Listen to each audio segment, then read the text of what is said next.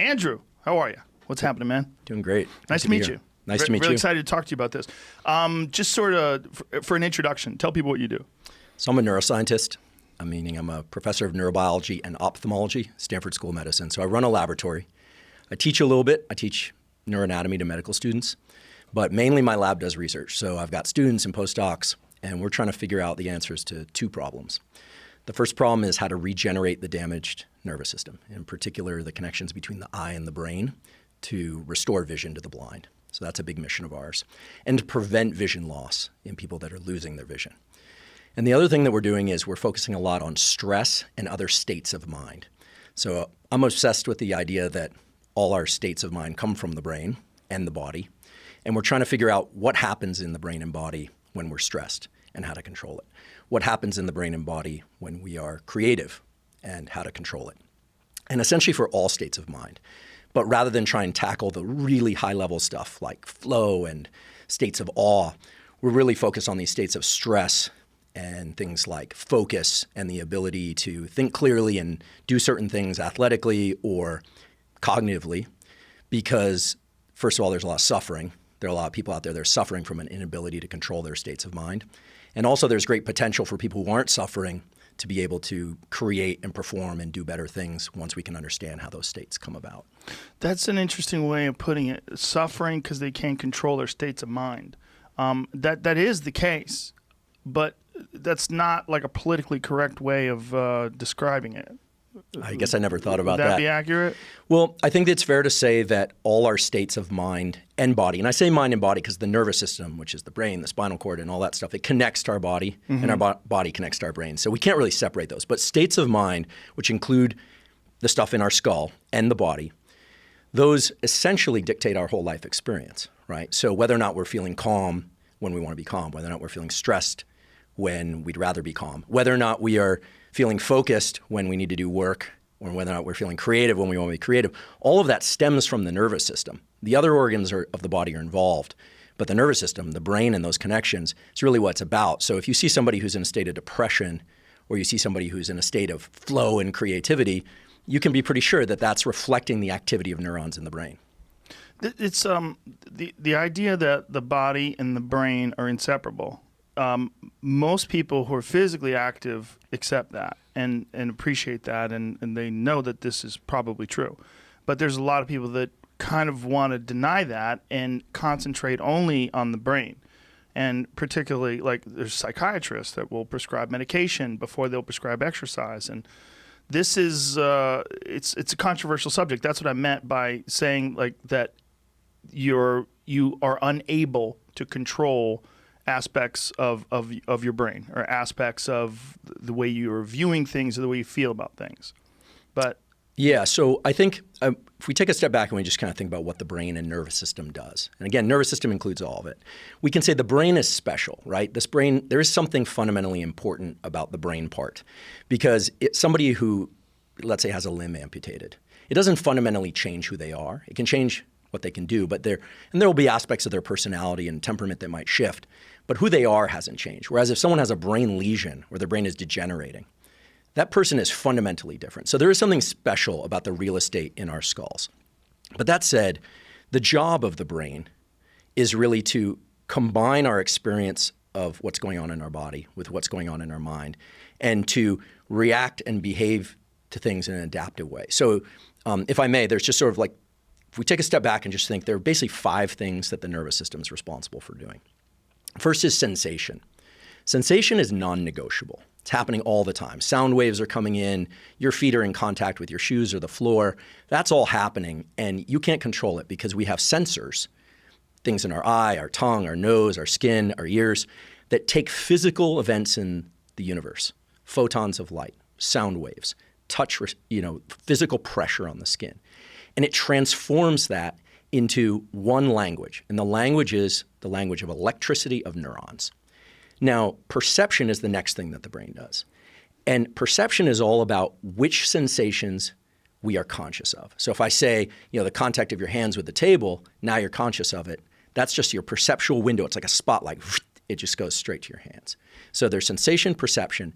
And then there are these things we call emotions, which are brain-body states. They tend to make us either want to get up and move or stay still. They tend to make us think, this is a good place for me to be at mentally and physically, or I want to shift this.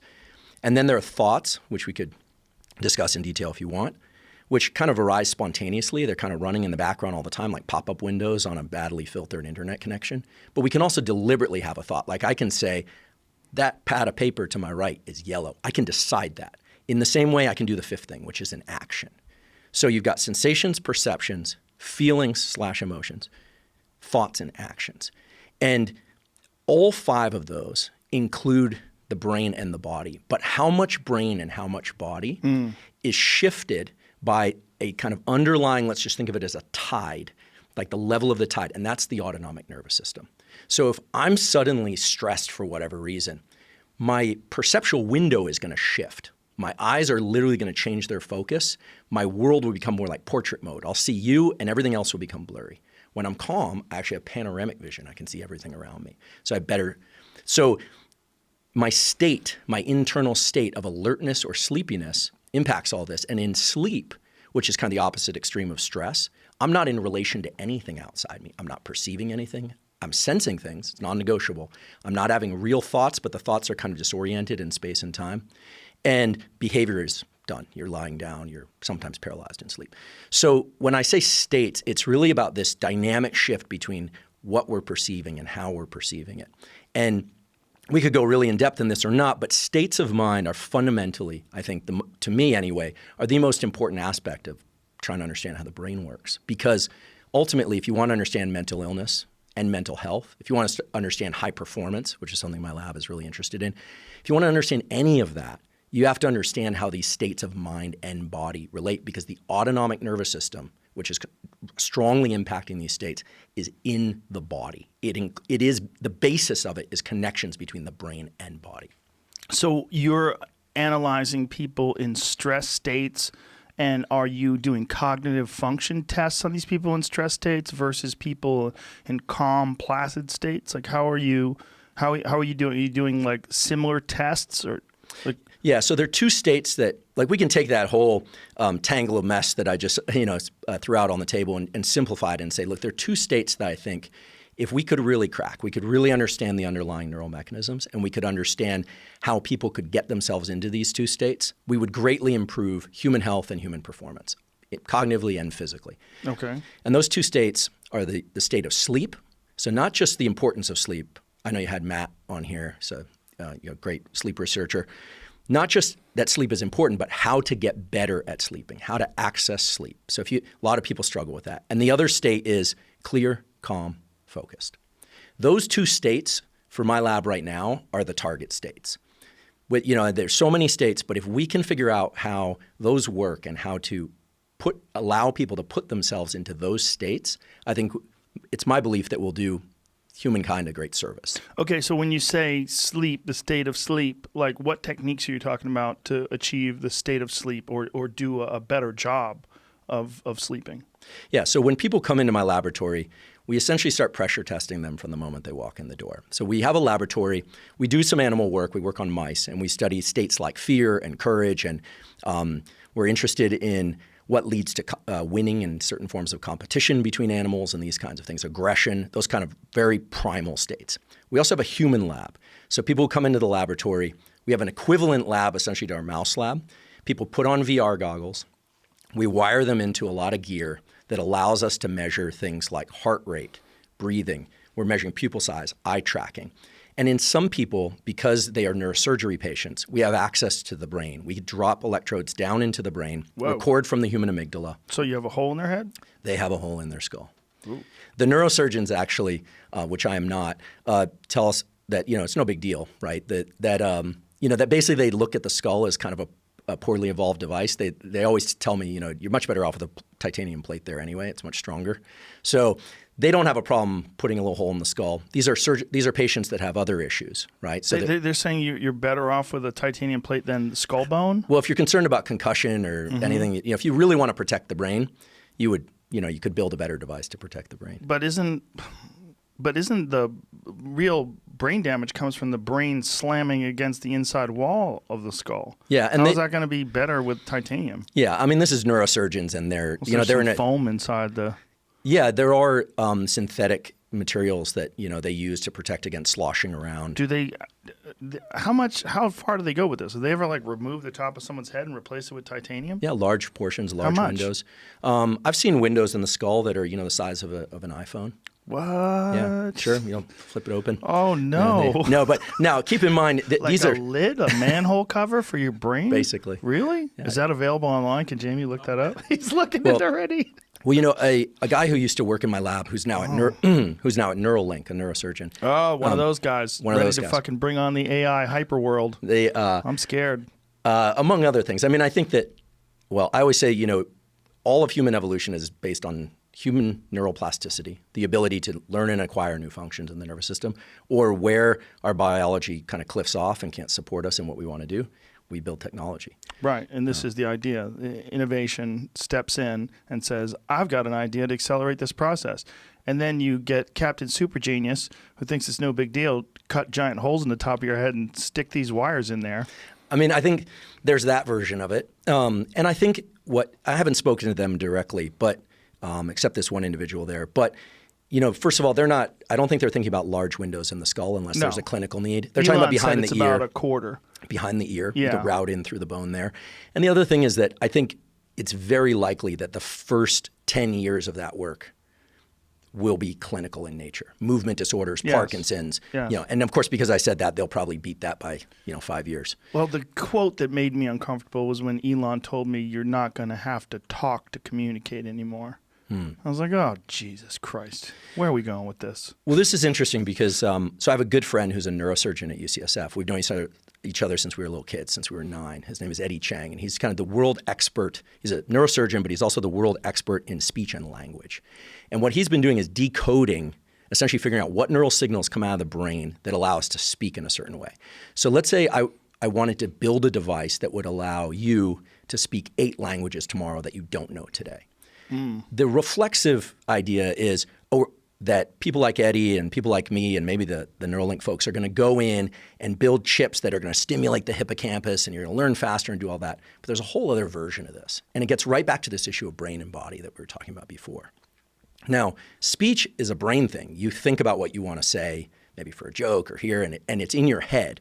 But it's transformed, meaning those nerve signals go in the form of electricity to the pharynx and larynx. And you say things like, hello, my name is, in my case, Andrew, right? That transformation is happening at the muscle. So in theory, if I know that in English, right, and I know the nerve signals that come out of that area of cortex, that speech area, that say, hello, my name is Andrew, well, I can take those, look at how it controls the pharynx and larynx, and insert maybe a little box. Maybe I don't even have to put it under the skin. Maybe it's a device that I hold. So that when I say, hello, my name is Andrew, but I dial it to Mandarin or French, I'll just say, and I can't do this because I don't speak Mandarin or French, hello, my name is Andrew. I'll think that, say it in English in my head, but my pharynx and larynx will say it in Mandarin or French. But isn't the problem with the way language is structured in different languages? Like, it wouldn't... I'm sure you've read translations from like Russian to English. Sure. It's really weird. Very different. Or English to Russian is even weirder sometimes. Right. So this is really Eddie's work, but because we're such good friends, we talk about this a lot. One of the fundamental discoveries that he's made, and I should just mention all these neurosurgery patients, they have epilepsy or something else. There's a reason for opening up the skull and going in there. We're not just... Just curious. There was a time a couple decades ago when you could do this kind of stuff. And there's some very interesting experiments that came out of that just because you could decide to study rage in humans and go in there and start probing around. Lobotomies. Yeah, there's obviously a really interesting and famous and kind of sad history around that, but also some interesting data came out of it. So, a patient will come in, they'll do this, they'll record these areas, and what he's found, it's so interesting because let's just say with that same statement, hello, my name is Andrew, there's a neuron in my cortex that responds when I say that and when I want to say that. But if I just change it slightly and I say, hello, my name is Andrew, I make it a question, there's a neuron right next door that encodes that. Turns out there's a map of inflection. So regardless of language, there's a map of, it's not quite meaning, but there's a map of intonation and inflection in the brain. So in theory, because that map is so regular across cultures, he's looked now in Chinese-speaking people, in English-speaking people, and people who have a second language. He's even has some interesting data about people who have upspeak. They're really annoying kind of. Oh, I hate that shit. Yeah. That's a lot near where you live. Yeah. That's a San Francisco tech thing. Is it? Yeah. It's like what they're doing is letting you know that they're one of the tribe, okay? And we're all in this together, and I think like you do, and you can trust me because I'm unoriginal. Well, it might reflect a subtle brain damage. You think? I think the data show that it's a distortion of the regular map. I think it's the same thing as a Southern accent. I think you're just fitting in with your environment. Because I know people that have adopted that shit once they've gotten into the tech world. I'm like, hey, fuckface, you didn't used to talk like that. Or the people that go to England and start speaking with a British accent. Like Madonna. Oh, did she do that? Yes, she did. I don't follow pop culture carefully enough. Yes, she did. Yeah, I'm moving to Texas. I'm going to start saying y'all 2 weeks in. I'm giving myself 2 weeks. I'm going to try out y'all. Well, some of this stuff is learned. Are you moving? Is that? Oh, Yes. you are? I've heard rumors of that, but I guess, okay. Sorry to hear. Sorry for California. Congratulations, Texas. These maps have some regularities across people because when we're born into the world, we are not a completely clean slate. There's a kind of a map that expects the world, including language, to be a certain way. And we can't expect that we're going to be born in China or born in France or born in California or Northern California for that matter. So the map is what we call semi-malleable.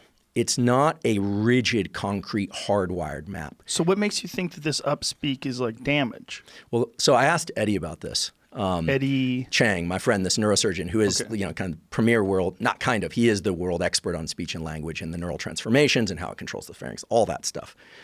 And I said, what's with the upspeak thing? Mm-hmm. He said, yeah, we see that sometimes and I'm concerned about that.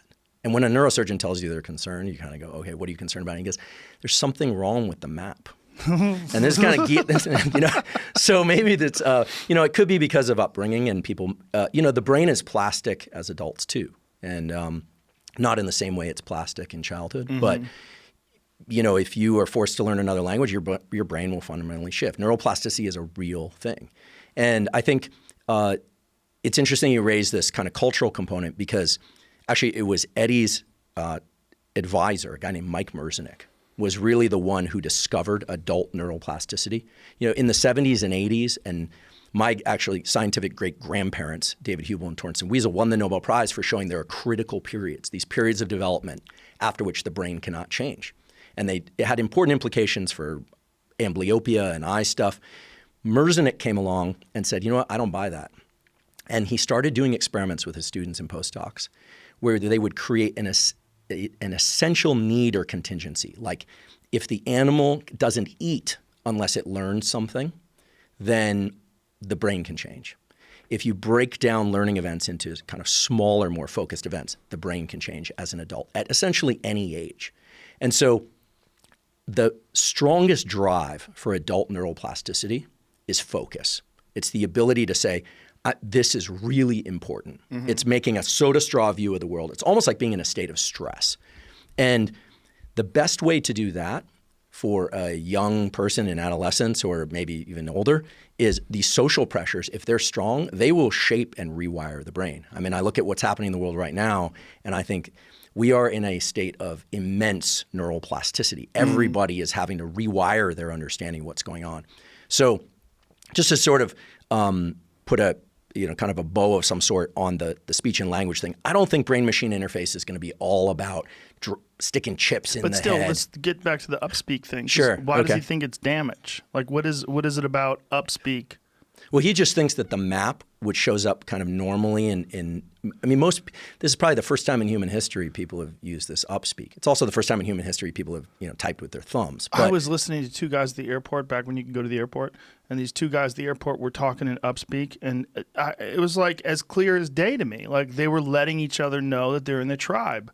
And, I remember Jamie had a tech problem once, and he was on the phone with this lady who was doing upspeak when she was talking to him, and we both looked at each other like, ew, yuck. It does kind of create a kind of visceral, like nauseous I can't reflex. trust those people. I can't trust someone who talks like that because I know you're unoriginal. Like you, look, most of us are clearly at least mostly influenced by the people around us. But it's not just that. It's like you've changed how you talk to fit in with this. There's a tech world. There's tech language. That's tech speak. It's English, but it's tech speak English. It's letting you know. And there does seem to be a body response too. There's sort of a spinal extensor. I don't trust them. I don't trust them. I think they're sneaky. Well, I'll try and get the data from Eddie. I'm being halfway joking here. If you're like an upspeak person, like, hey man, I've always loved your show, but then you said you don't trust people who talk like me. Joking, but also stop doing that. Stop fucking doing that. I know what you're doing. I think Eddie would say that there's some distortion in the way they're using this map. But how did it start? I think it started with one really smart person who's probably a little autistic who talked like that because they were trying to keep it together. And then everyone else was like, I want to be as smart as John. And then they started talking like that. And then it became a thing, sort of like accents. Like I grew up in Boston, right? They talk in a weird way. And I picked it up. And then one time I heard myself on television. I heard myself talk like that when I was 19. I was like, oh my God, I sound like a fucking idiot. What is wrong with me? Like, because I had only lived there at that time for like 6 years, but I adopted it whole hog. And I was like, what's wrong with me? Like, why am I wanted to fit in. That's what it was. I'd moved there when I was 13, and I tried to fit in. And so I had adopted this speech pattern. I didn't realize it until I heard it. Like, you listen to a tape of yourself. You actually find out what you really sound like. You're like, ew. Do you watch your performances these days? I have to watch stand-up. I have to watch some of those. Podcasts, I try not to, unless it's important, unless it's like something that I need to watch over again. Like I'll probably listen to this one over again because you're probably going to say some things that you already have that I need to reflect on and research. And this is a very interesting subject to me. It's very important to me. And there's many different parts of this that I wanted to talk to you about, particularly how people respond to damaged brains and what can be done to repair damaged brains. And stress, what we were talking about earlier, states of stress and how they reflect on your ability to think and assess and resolve problems. Because it seems to me that, me personally, if I'm tired, if I'm like particularly working out, right? Like if I'm working out with like a Muay Thai trainer and he has like a particular combination that he wants me to do, if I'm exhausted, it's like my monkey brain can't put that combination together. I'm like, what do I do again? Left, right, low kick, body, knee to the body, elbow, clinch. Like, what is it again? Like, it's simple. It's very simple, right? But if I'm tired, it's not simple anymore. So what's going on? Like, why does being tired have an effect on the way you perceive things and what memory and combinations of things that you have to put together? And that's nothing. That's just being tired. That's not your life depending upon it, which is a huge factor. Right. And for fighters, there are many, many fighters who do really well in the gym when there's no pressure. They're comfortable. You look at them, you're like, wow, that guy's incredibly skillful. He must be incredible. Like when he fights, he must be amazing. Then you see him fight and they just lock up. Like for whatever reason, they can't rise to the occasion. They are dwarfed by the moment. And whatever it is, whether it's the way they're perceiving these threats, the way their mind is just wired, or the way they have learned to handle situations. Maybe they have a series of bad memories that gets relayed every time they're in a situation, and they start concentrating more on failure than on staying calm and trusting the process, which is a big factor. Your training is supposed to come out almost in a Zen-like state. And when you're fighting, the whole idea is to maintain calm and maintain this sort of center as much as possible. And when someone's pressuring you and attacking you and talking shit to you in particular, what they're trying to do is weaken that center. What they're trying to do is break that up so you can't have a happy place. There's no happy place for you. And then you see people fall apart. You see them fold. And it's fascinating because it's not a physical thing. Like the physical body is still capable of performing, but there's something going on with stress where the brain can't send the orders to the body correctly.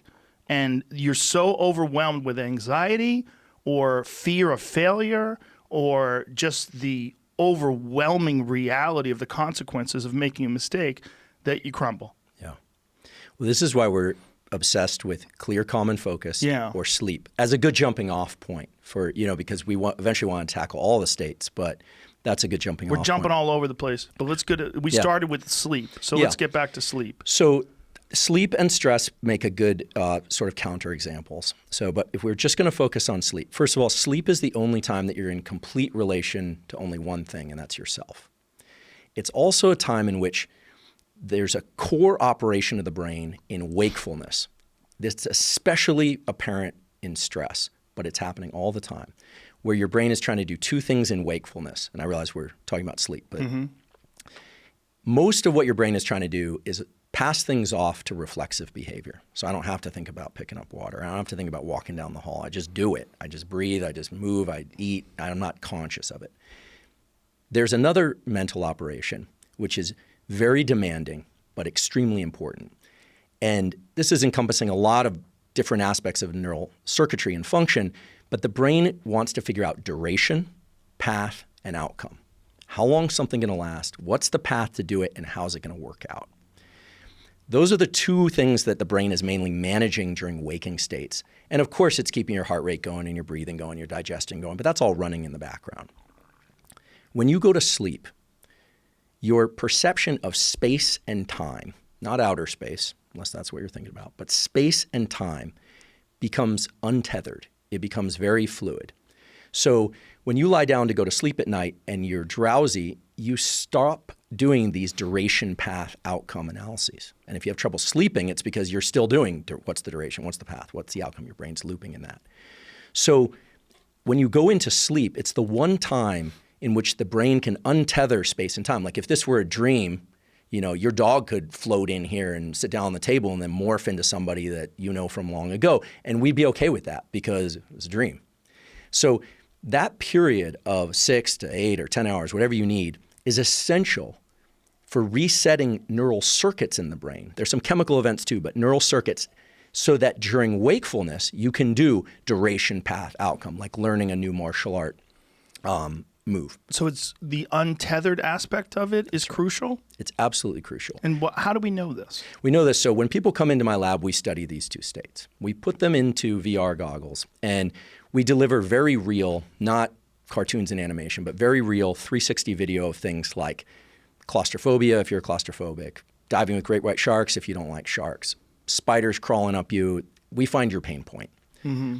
We bring you into a state of stress, and we find in everybody, and this is not necessarily a new phenomenon, that your pupils dilate.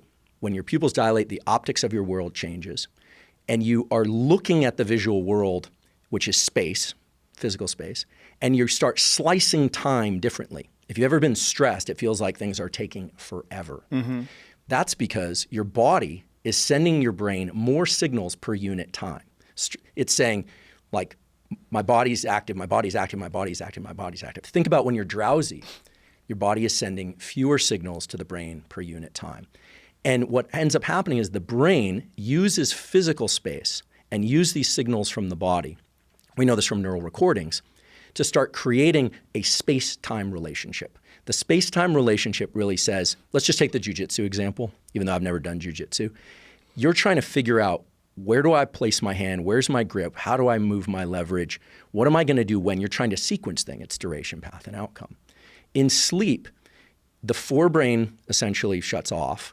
There's some other things that happen too, of course. And the brain starts to drift and idle into these states where duration, path, and outcome analyses become impossible. We also put people into deeply relaxed states. So we're studying 3 different ways to do that. One is hypnosis, which is not like, charm hypnosis, stage hypnosis, but medical hypnosis. My colleague David Spiegel in the Department of Psychiatry is kind of world expert in hypnosis for pain management, et cetera, trauma. You can put people into hypnotic states, which are very sleep-like. They're a little different than sleep, but they're like a shallow stage of sleep. We also use particular patterns of breathing or respiration to bring people into states that are sort of like sleep. It's like a very shallow level of sleep, but they're completely immobile. Or in some cases, we've studied things like more traditional forms of meditation, although that's less the focus these days. What we find is that the brain can go into states where duration, path, and outcome, what, cognitive processing, physical activity is impossible. And the brain starts to show wave-like activity that's very similar to sleep. And what I didn't tell you is that we also have people do a cognitive task. So while they're in a very stressful environment, like with heights, or they're being bombarded with snake experience, or we have a bunch of different experiences, they're required to do a cognitive task, which is a duration, path, outcome task. And then we put them into these states of pseudo-sleep, and then we evaluate their ability to perform in these tasks again. And what we found is interesting. What we found is that first of all, these sleep-like states can be very restorative.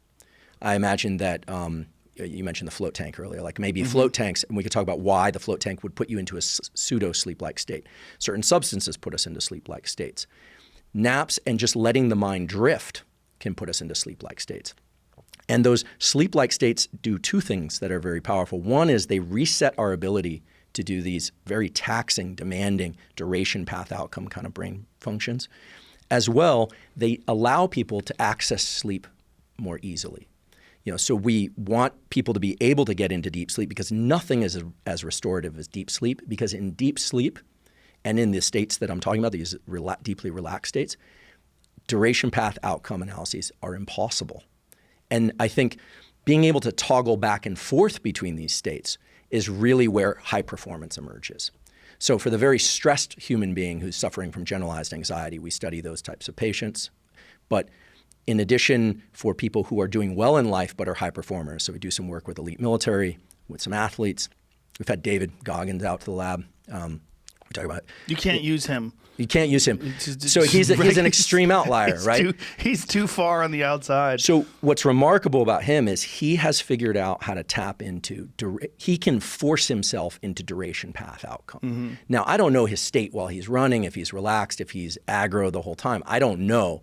But he is a bit of a mutant in the sense that, but he's created, in his words, he's turned himself into that He's mutant. figured it out. Yeah. He's figured it out. He was not born that way. We know that. Well, that's the most special thing about him, really, is that, and also that he's willing to share that he was, at one point in time, a large, fat, lazy guy, and then he became this savage that you see. Yeah. He forced his mind into that particular state.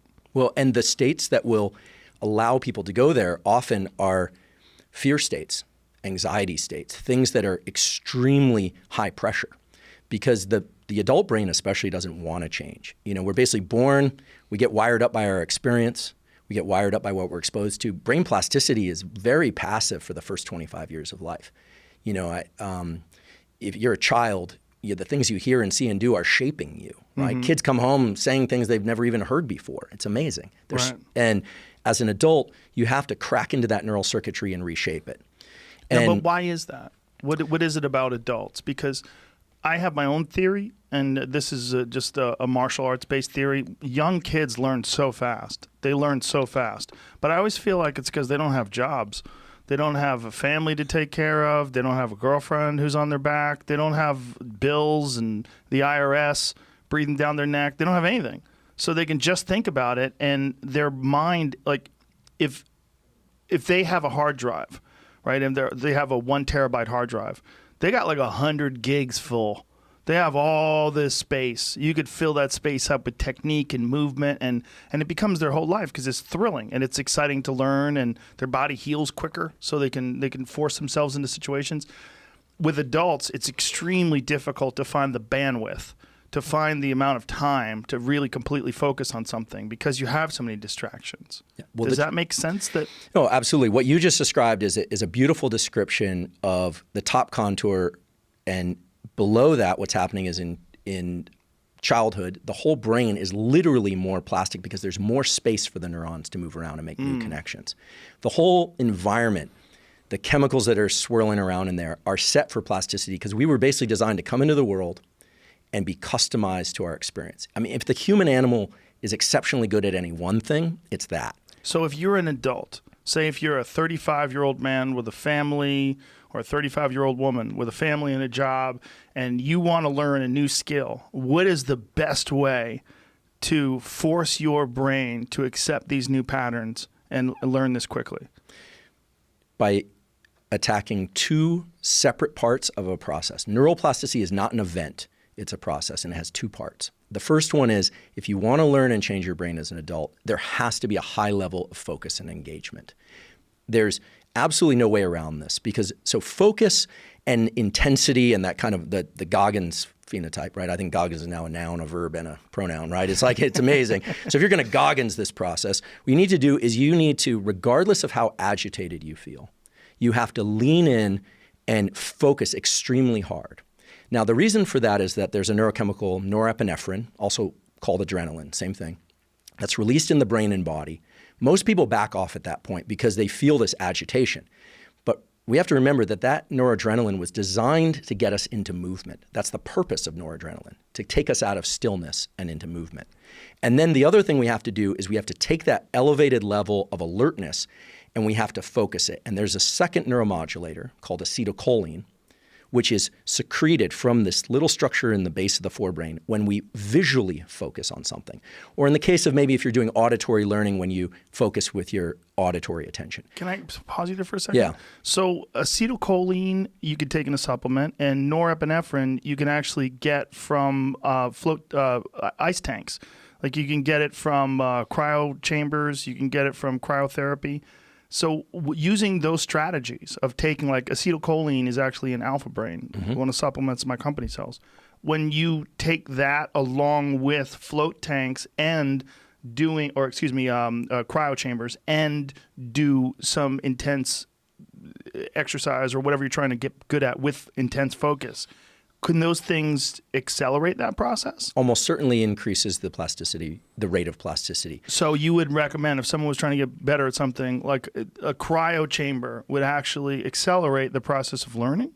Yeah. So yes. So Wow. So the reason for that, though, but you don't necessarily need a cryo chamber. What you need are, so we have these requirements. We need urgency and focus to trigger plasticity. Right. That's one part of the process. I haven't mentioned the second part yet.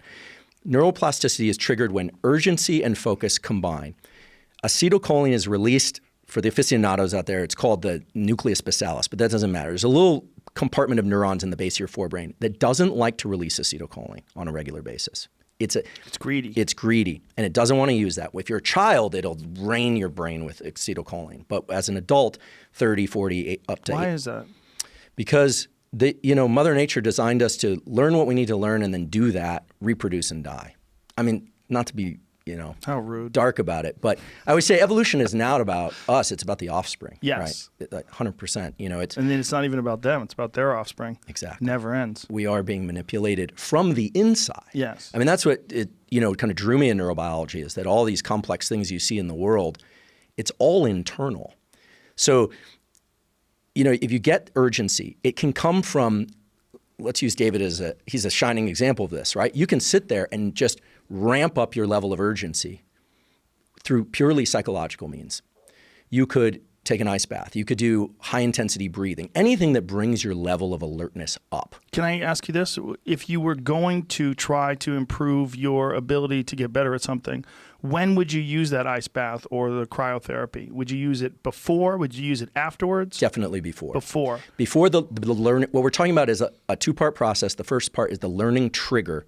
The learning trigger is gated by two things: adrenaline, which is also norepinephrine, same thing, and acetylcholine. And so you need that level of alertness up, and you need acetylcholine released at the location in the brain that corresponds to what you're trying to learn. So things like supplements and certain nutrition regimens can assist the process for sure. There's no question about that. Things like alpha GPC, caffeine will bring up the adrenaline and kind of anything to raise that alertness. Doesn't nicotine as well? Nicotine has some sort of a nootropic benefit to it. Not encouraging people to smoke, but you could take it in various forms, particularly gum. I know people take it in gum just for the nootropic benefit of it. Yeah, I'm not encouraging people to take anything, but there's a very, very famous Nobel Prize winning neuroscientist who I went to his office to visit him in New York, and he chewed 7 pieces of Nicorette during that half-hour meeting. And I was like, what is going on here? And he said, well, first of all, it increases plasticity. And second of all, he has the belief, and this is not a clinical study, but he thinks that it can also hold off certain forms of Parkinson's and Alzheimer's. Didn't Bertrand Russell, wasn't he like a famous smoker? Like wouldn't even... Oh, I don't know. I think he wouldn't even go on a plane unless there was a smoking section, because he couldn't imagine not having his pipe for a certain amount of time. Well, creatives, when smoking became less in vogue, I think creatives really suffered because it's very clear that, so Nicorette is nicotine, and the acetylcholine binds to the nicotinic receptor. So when you take nicotine in cigarette form or in Nicorette form, you're actually increasing the release of the action of acetylcholine in the brain. Yeah, I don't smoke cigarettes, but I have. And the only time I have is before shows, because I have friends that are comedians that would smoke, and I'd be like, give me one of them things. Let me see what's going on.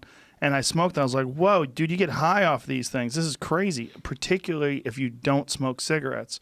You get this really weird high. Well, your receptors have never seen that level of nicotine before, and they like that. It's exciting. Yeah. Yeah. And so for those moments, your acetylcholine is like a spotlight. It brings your vision literally into this more kind of portrait mode where you can see more like a narrow window of what's going on.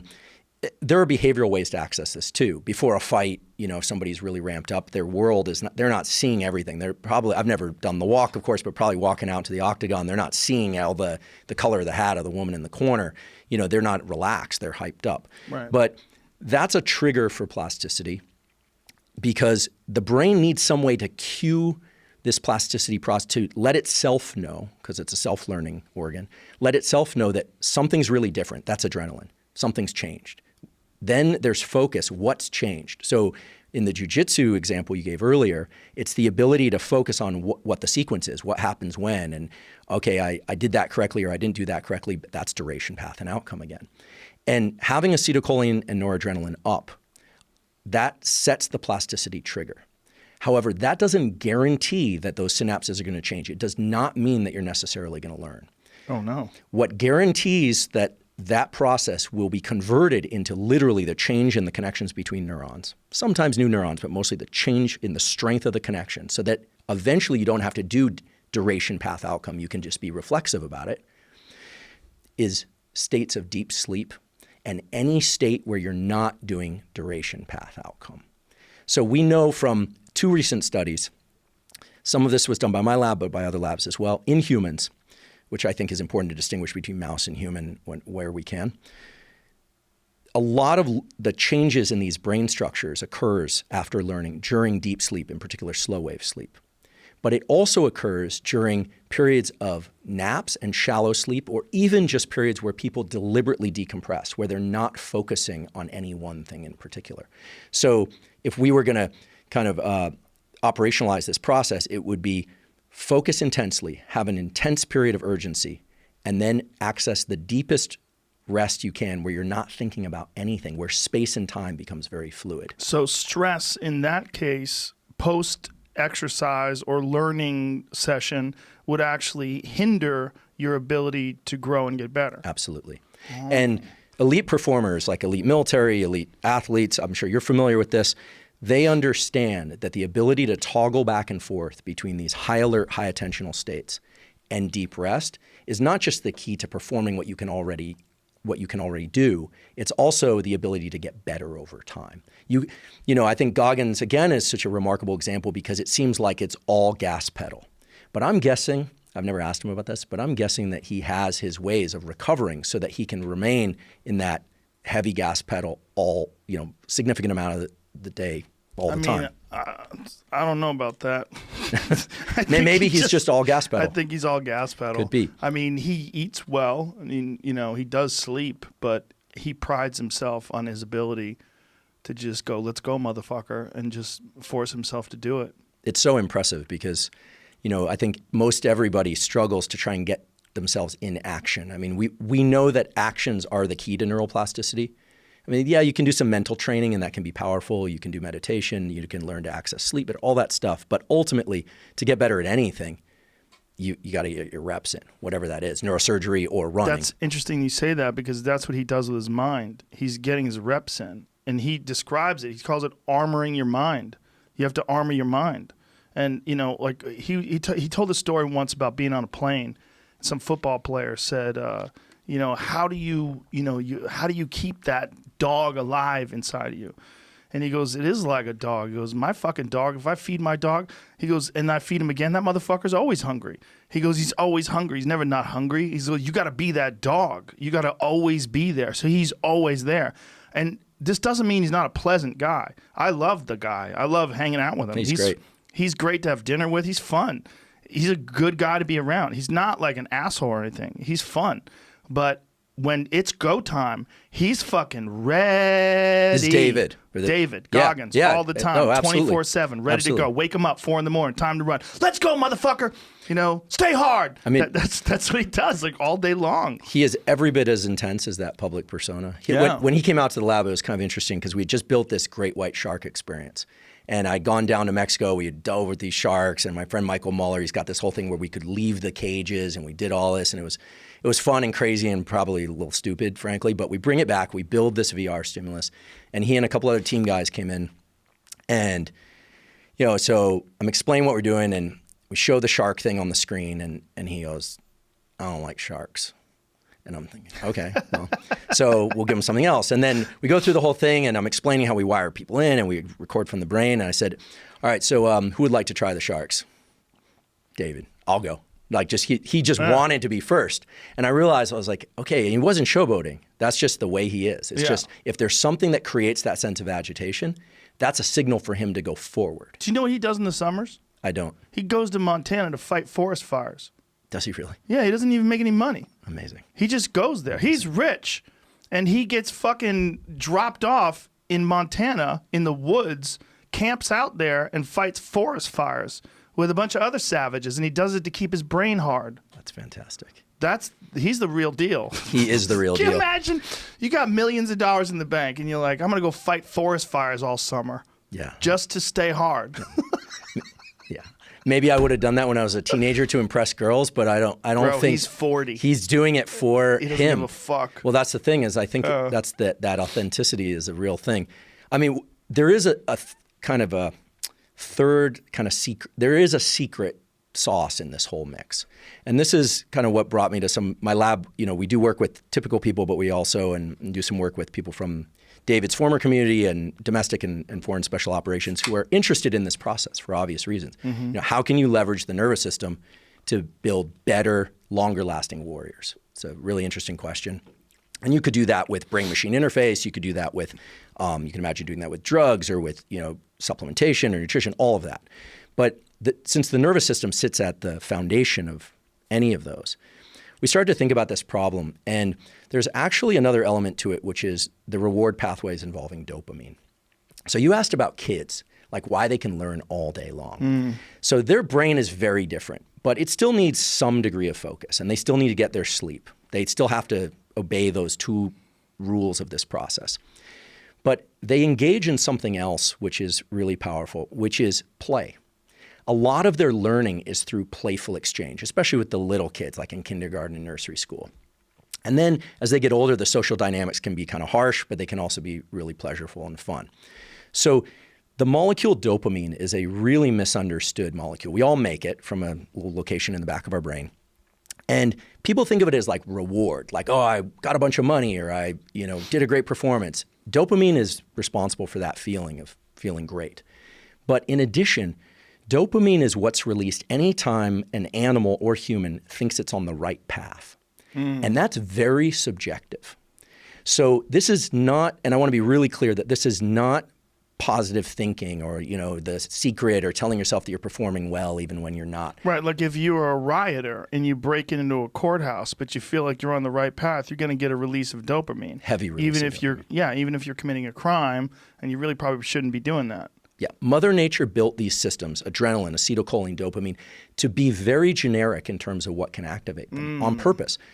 Cocaine will cause a tremendous release of dopamine, so will methamphetamine. The problem is it sets a focus on just getting more of that thing. Right. So dopamine is evoked through play. It's evoked through humor, right? If you've ever just been working like mad, or you see this in, team guys know this really well, because they tell me. You can be in the worst situation and somebody will crack a joke and all of a sudden it's like you have energy. Now that couldn't have been glycogen. That wasn't because you're ketogenic. It wasn't because you're whatever. That's neural energy. And that neural energy is dopamine.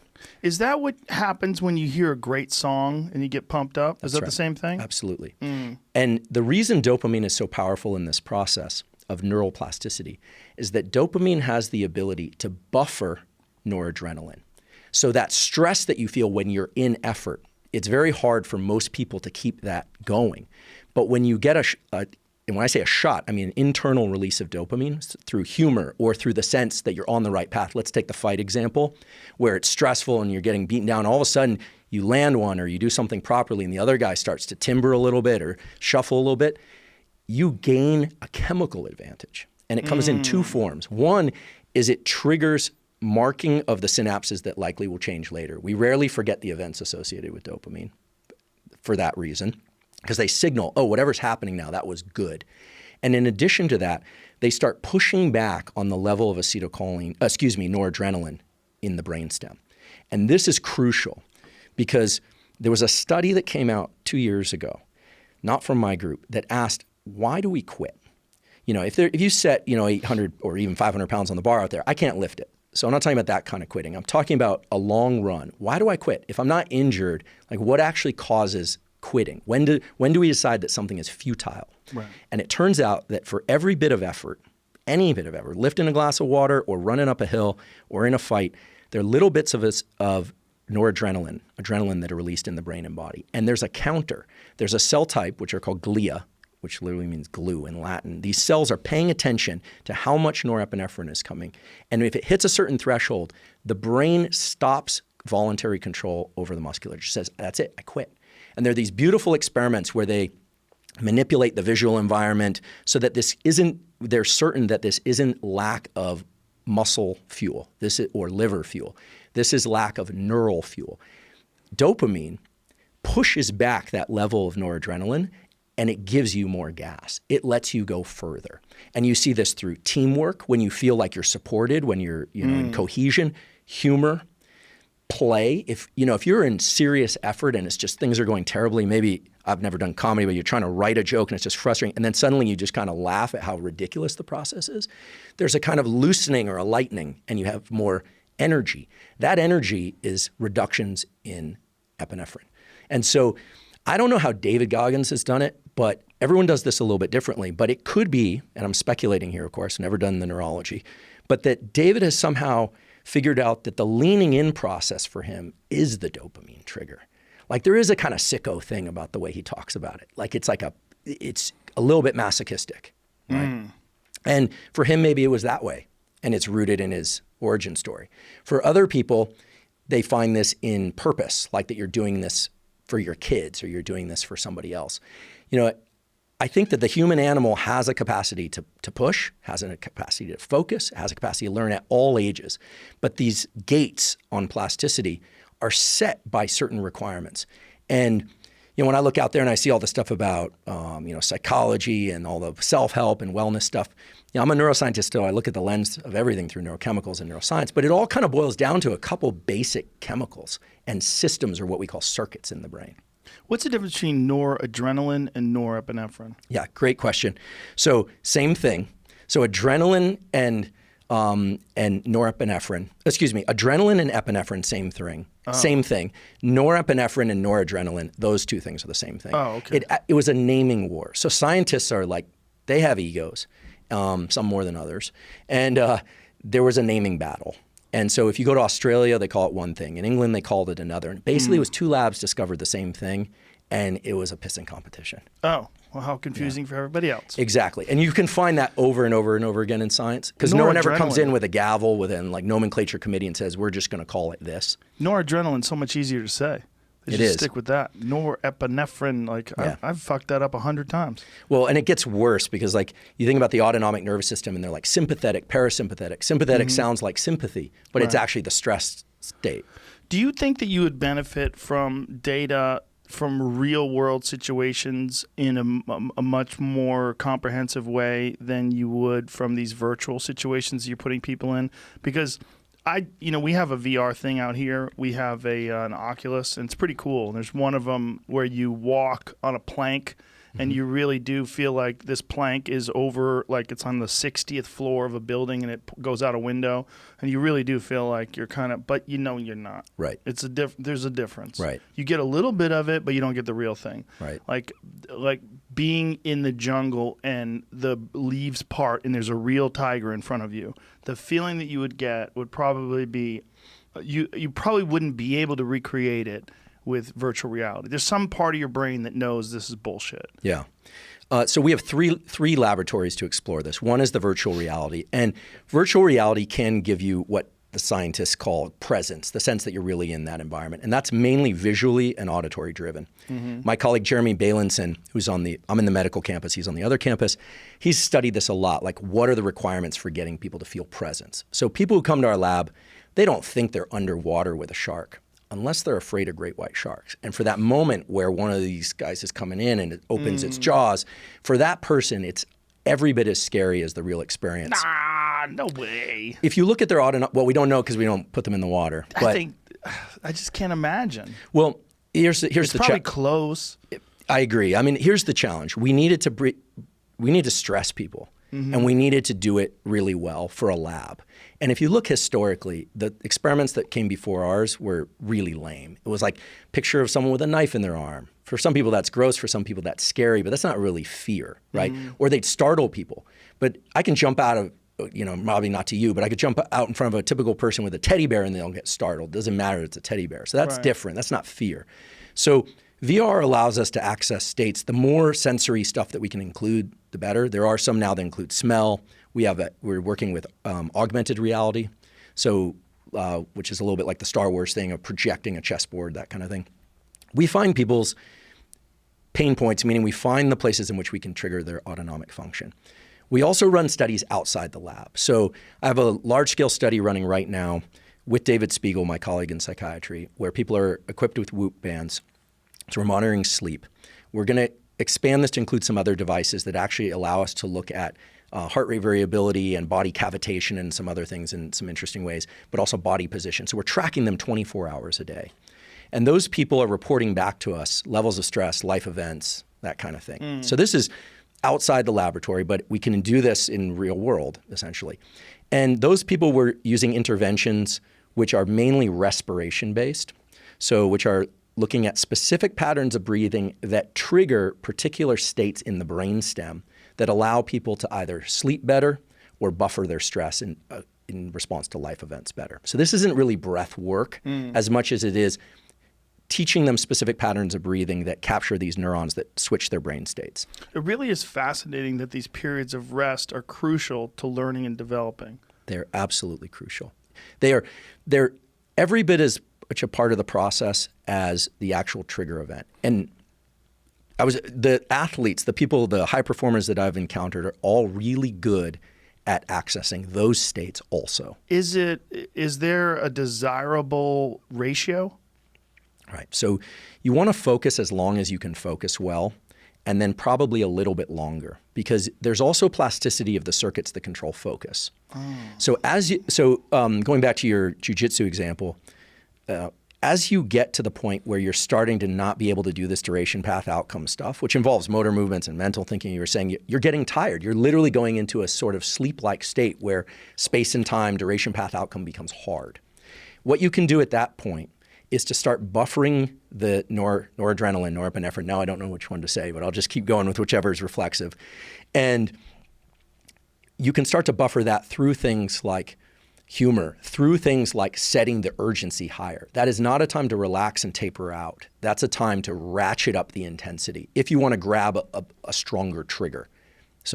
But that period can't last infinitely. And the question is how long? Well, we know that you can do more short bouts of that each day than you could ever do one long bout. We know that. So you could maybe do 2 or 3 bouts of that a day, or if you are doing it several times a week, you basically want to dose it about twice as much as deep stress as you do the deep focus. Deep sleep as you do the deep focus. So if I don't know how long these training regimes go, but part of that training is reflexive for you. I wouldn't count that in the learning process because it's dialed into your nervous system. But at the point where it becomes challenging, a clock sort of starts. And when that period ends, I think at least double that amount of time of deep rest if you want to maximize learning.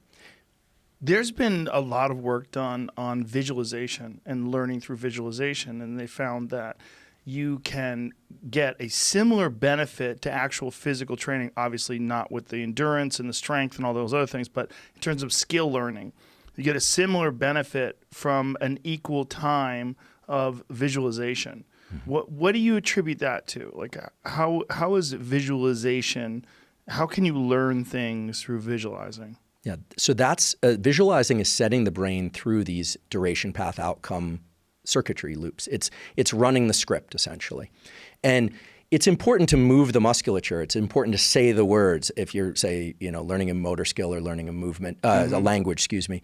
But at some level, the brain doesn't really know what's going on in the body. It's the command center, except what signals it receives back from the body.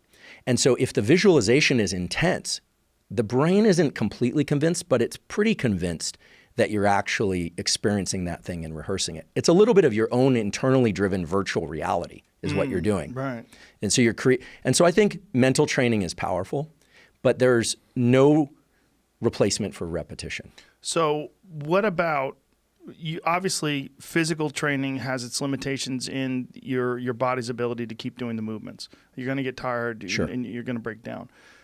Would it be more beneficial to get more rest, or would it be more beneficial to get rest but also spend a significant amount of time visualizing?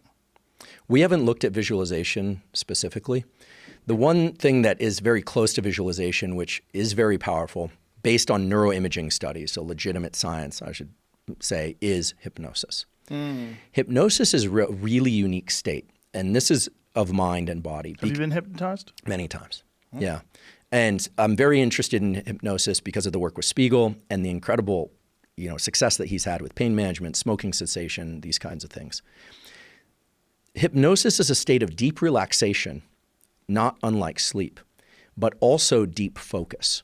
So it's very unlike any other state of mind. You're either usually asleep or you're focused, or somewhere in between, kind of drifting back and forth in between. But hypnosis is a deliberate narrowing of context. So the person or the audio script is bringing you into a state of mind that's centered around particular types of events, but you're in deep rest. And the idea is that you're taking that plasticity process of focus and urgency and then rest, and you're combining them into a single session. And so hypnosis and deep hypnotic states are the place where neuroplasticity can be accelerated. So when you say hypnosis, what kind of sessions are you talking about and how often? Like, say if you're an athlete, like let's say maybe you're a basketball player and you want to get better at basketball. You train as much as you possibly can, but there's limitations to that. You sleep as much as you possibly can. How often would you recommend someone doing some sort of a hypnosis session to try to improve their skills? Probably it depends on how intense their training is. For some of the people I'm doing work with in athletics and in the military community, they have extremely demanding lives, right? And certainly for the military folks, it's high risk, high consequence, even when they're in non-deployment. So under those conditions, maybe every day, 30 hypnosis every day. Yeah, 30 to 45 minutes Wow. as a replacement for some other standard form of nap or meditation. I mean, not necessarily lumped on top of that. So the standard 8-hour sleep, and then on top of that, some sort of meditation for like 30 minutes? Yeah. There's a process of doing this. We have a script that we use in our lab. I'd be happy to send it to you that takes you into these deep sort of relaxation states. They're sort of meditative. Some people can self-hypnose by induce, some people call them intentions, but I don't like that because it sounds a little bit too much like an uncomfortable set of yoga classes I've taken where they start with the whole, I don't know really what that's about, and they make you use complete declarative sentences. It feels weird to me. That's just my own bias. They make you set your intentions it's like, for the I class? am this, and this. Ew. Do you say it out loud? Or, no, that would send me out of the room. Or, even though they said it like this. Right. Well, and if they combine the upspeak, then I'd probably Upspeak and intentions. That's a wrap. Then I'd file a complaint. But they even sometimes it's really bad. Sometimes they even make you work a pronoun into it, so you'd have to say Joe. Anytime someone's can you have a fake pronoun like one of the new ones? That's it. I don't know. You might. I don't even know how to go there. You stunned me. Probably we're all going to be required to at some point. Maybe not. Maybe not. Hypnosis is powerful, and I think stage hypnosis has done a great disservice, no disrespect to the stage hypnotists out there, to detract from the power of hypnosis as a medical tool and a high-performance tool. My own personal experience is that I didn't understand what hypnosis was. My first experiences with hypnosis were, there was a guy named Frank Santos. It's a famous, in the Boston area, who's a very famous comedy hypnotist. And he was an actual hypnotist who would hypnotize people and get them to quit smoking, things along those lines. But then would do this comedy hypnotism show where he would get people on stage. And man, like me and a bunch of other comedians would go and watch it every week because it was crazy. He would put them under. They would definitely be under, and they would think they were having sex. They would think they would be in a boat. They'd think they'd be in the water. It was weird. It was really weird to watch. And I always just thought it was like really weak-minded people. My thought was, and obviously I'm 21 at the time, I didn't know anything, but my thought at the time was, okay, there's certain people that are they have 9-volt brains, and you can trick them into doing anything, and that explains cults and a lot of other shit and televangelists and all sorts of nonsense that should be like really obviously fake to people, but they fall into it anyway. And so that's what I thought. I thought it was just really dumb people that he was tricking. Well, some people are more easily hypnotized than others. And it's actually pretty predictable. There's actually a test that we could do right now that will tell you. Yeah. So can you do it to me? Yeah, I can use the one that Spiegel taught me, which is, so you look up at the ceiling and you're going to look and now now close your eyelids. You're not very hypnotizable. How's that? Look up one more time and then close. Yeah. So probably not as hypnotizable. Why? So for people that are very hypnotizable. Is that a word? Yes, it is. Hypnotizable. At least if it's not, then I'm stamping it in. Nowadays, I'll put a Wikipedia entry. It'll be there. Okay. But no, I don't know. I've heard Spiegel use it before. Susceptible to hypnosis. Susceptible to hypnosis. Okay. I asked Spiegel how you measure this, kind of back of the envelope, curbside consult as they call it. And people who are more hypnotizable, their eyelids will flutter in an attempt to go down. The reason is that a lot of hypnosis is anchored on the ability to go into these deeply relaxed states. And some people's autonomic nervous system gets locked in a state of more, of more attention and kind of higher levels of alertness or levels of sleepiness. So think about like a seesaw. So you can either be really stressed. So when you're really stressed, like you're analyzing time, you're analyzing space differently, duration, path, outcome, what's going to happen, when's it going to happen, real emergency. The other state would be sleep, right? That's the other extreme. Duration, path, and outcome are essentially non-existent. Space and time are fluid, whatever. The hinge in the middle of that seesaw for some people is very tight. They get locked over here or locked over there. They can't get the energy or they can't de-stress. Hypnosis involves taking somebody from a state of alertness, like you and I are in now, and bringing them into a almost sleep-like state. Now, for some people, their autonomic nervous system isn't that willing to do that. It's almost like the hinge on that seesaw is locked. It doesn't want to budge. And this fluttering of the eyelids is reflective of a peripheral nerve, believe it or not, that originates in the brainstem. That's a central part of the autonomic nervous system. The other thing that they'll do, you ever see on these stage hypnosis where they'll have people look up at the ceiling and then they'll sometimes shine a light in their eyes, or they'll like have them look at a light. I haven't seen that. They're looking at how we call it labile, but how rigid or labile, how willing to move the pupils are. Because autonomic arousal impacts the pupils of the eyes. So it's an external read of what's going on in the brain. A lot of people don't know this, but your eyes are not connected to your brain. Your eyes are brain. What? They are central nervous system and their brain. Your neural retinas that you use for seeing things around you are part of the central nervous system.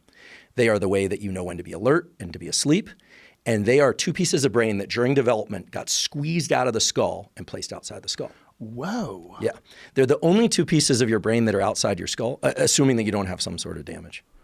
That is fucking crazy. It's crazy. Your eyes are a part of your brain. Yeah, and that's why when people tell me, oh, the eyes are the window to the soul, I'm like, well, look, I don't know about souls, but they are definitely your brain. So when I look at you, and now it's weird because I'm looking at, we're not looking at each other's pupils, right? But when the hypnotist, I should say, looks at the pupils, they're saying, the pupil size is a direct readout of how loose that hinge is. So when they shine light in someone's eyes and they take it away and they go, that is so weird that you can look in someone's eyes and there's something about, like, you can kind of tell what kind of a person they are in some ways, or at least tell how they're thinking. Like if someone's uncomfortable being around you, like, ugh, you could see it in their eyes. If you tried to write that down, like, what are you seeing? You try to explain it to someone. Well, good luck writing that down. I don't know what that is. But I know when someone's full of shit. Right. Like if someone's lying to me or bullshitting me, I'm not always aware, but I'm aware a lot. You know? Well, and it's not just their individual eyes, but it's also the way that they focus their eyes. So, the myth of the Cyclops, right? One eye in the middle of the head. That myth has origins in the fact that the Cyclops was one-dimensional anger. And it turns out that when we experience an increase in autonomic arousal, so let's say we decide we're going to fight, we decide we're going to learn, or maybe even just we're going to write something important. Something's important. Our eyes, the pupils change shape. But because our eyes don't really move in our skull, they actually do what's called foveate in a little bit. There's an eye musculature reflex that gets triggered in. And so you can see this sometimes in people that are getting ready to fight.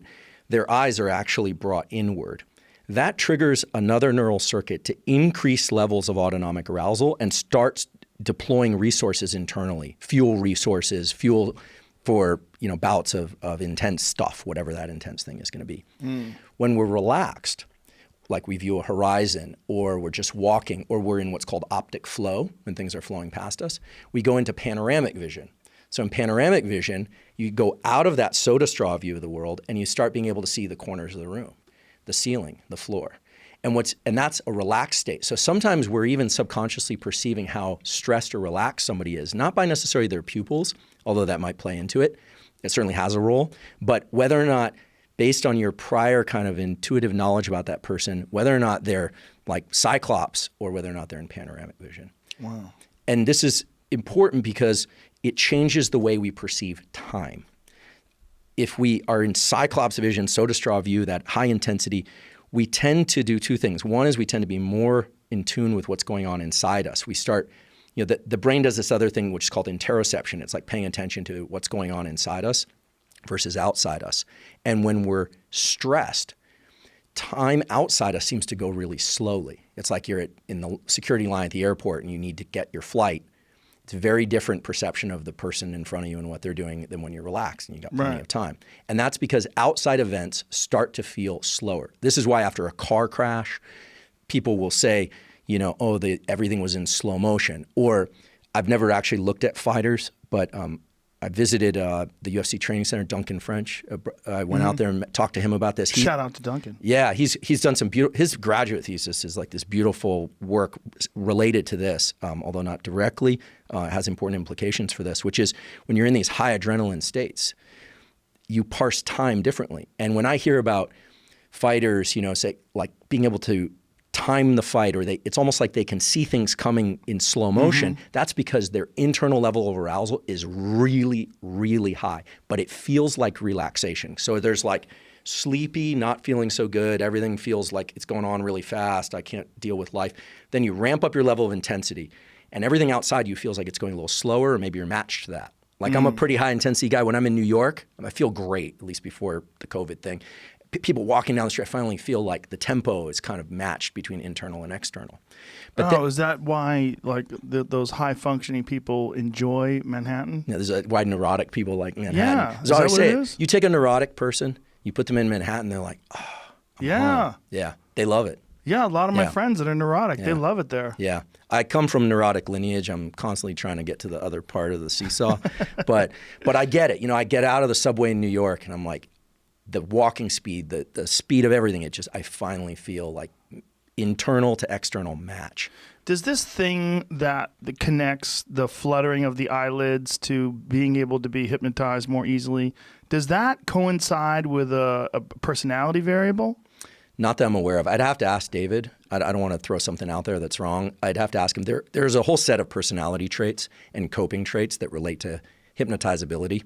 There's a small subset of people that just cannot be hypnotized. You can't really force hypnotism on people. Is it they cannot, or they are not willing to let themselves be? Because I've been hypnotized. My friend Vinny Shorman, he works with fighters. He hypnotizes. He calls it mental coaching. But and I was like, I want to know what you're doing. Like, he's been on my podcast before. I'm like, do it to me. Let's see what's up. It was very weird. Did you find it beneficial? I think I did. I only did it once. But I was kind of stunned by it. I'm like, oh, this is a weird state where you're kind of there but not there.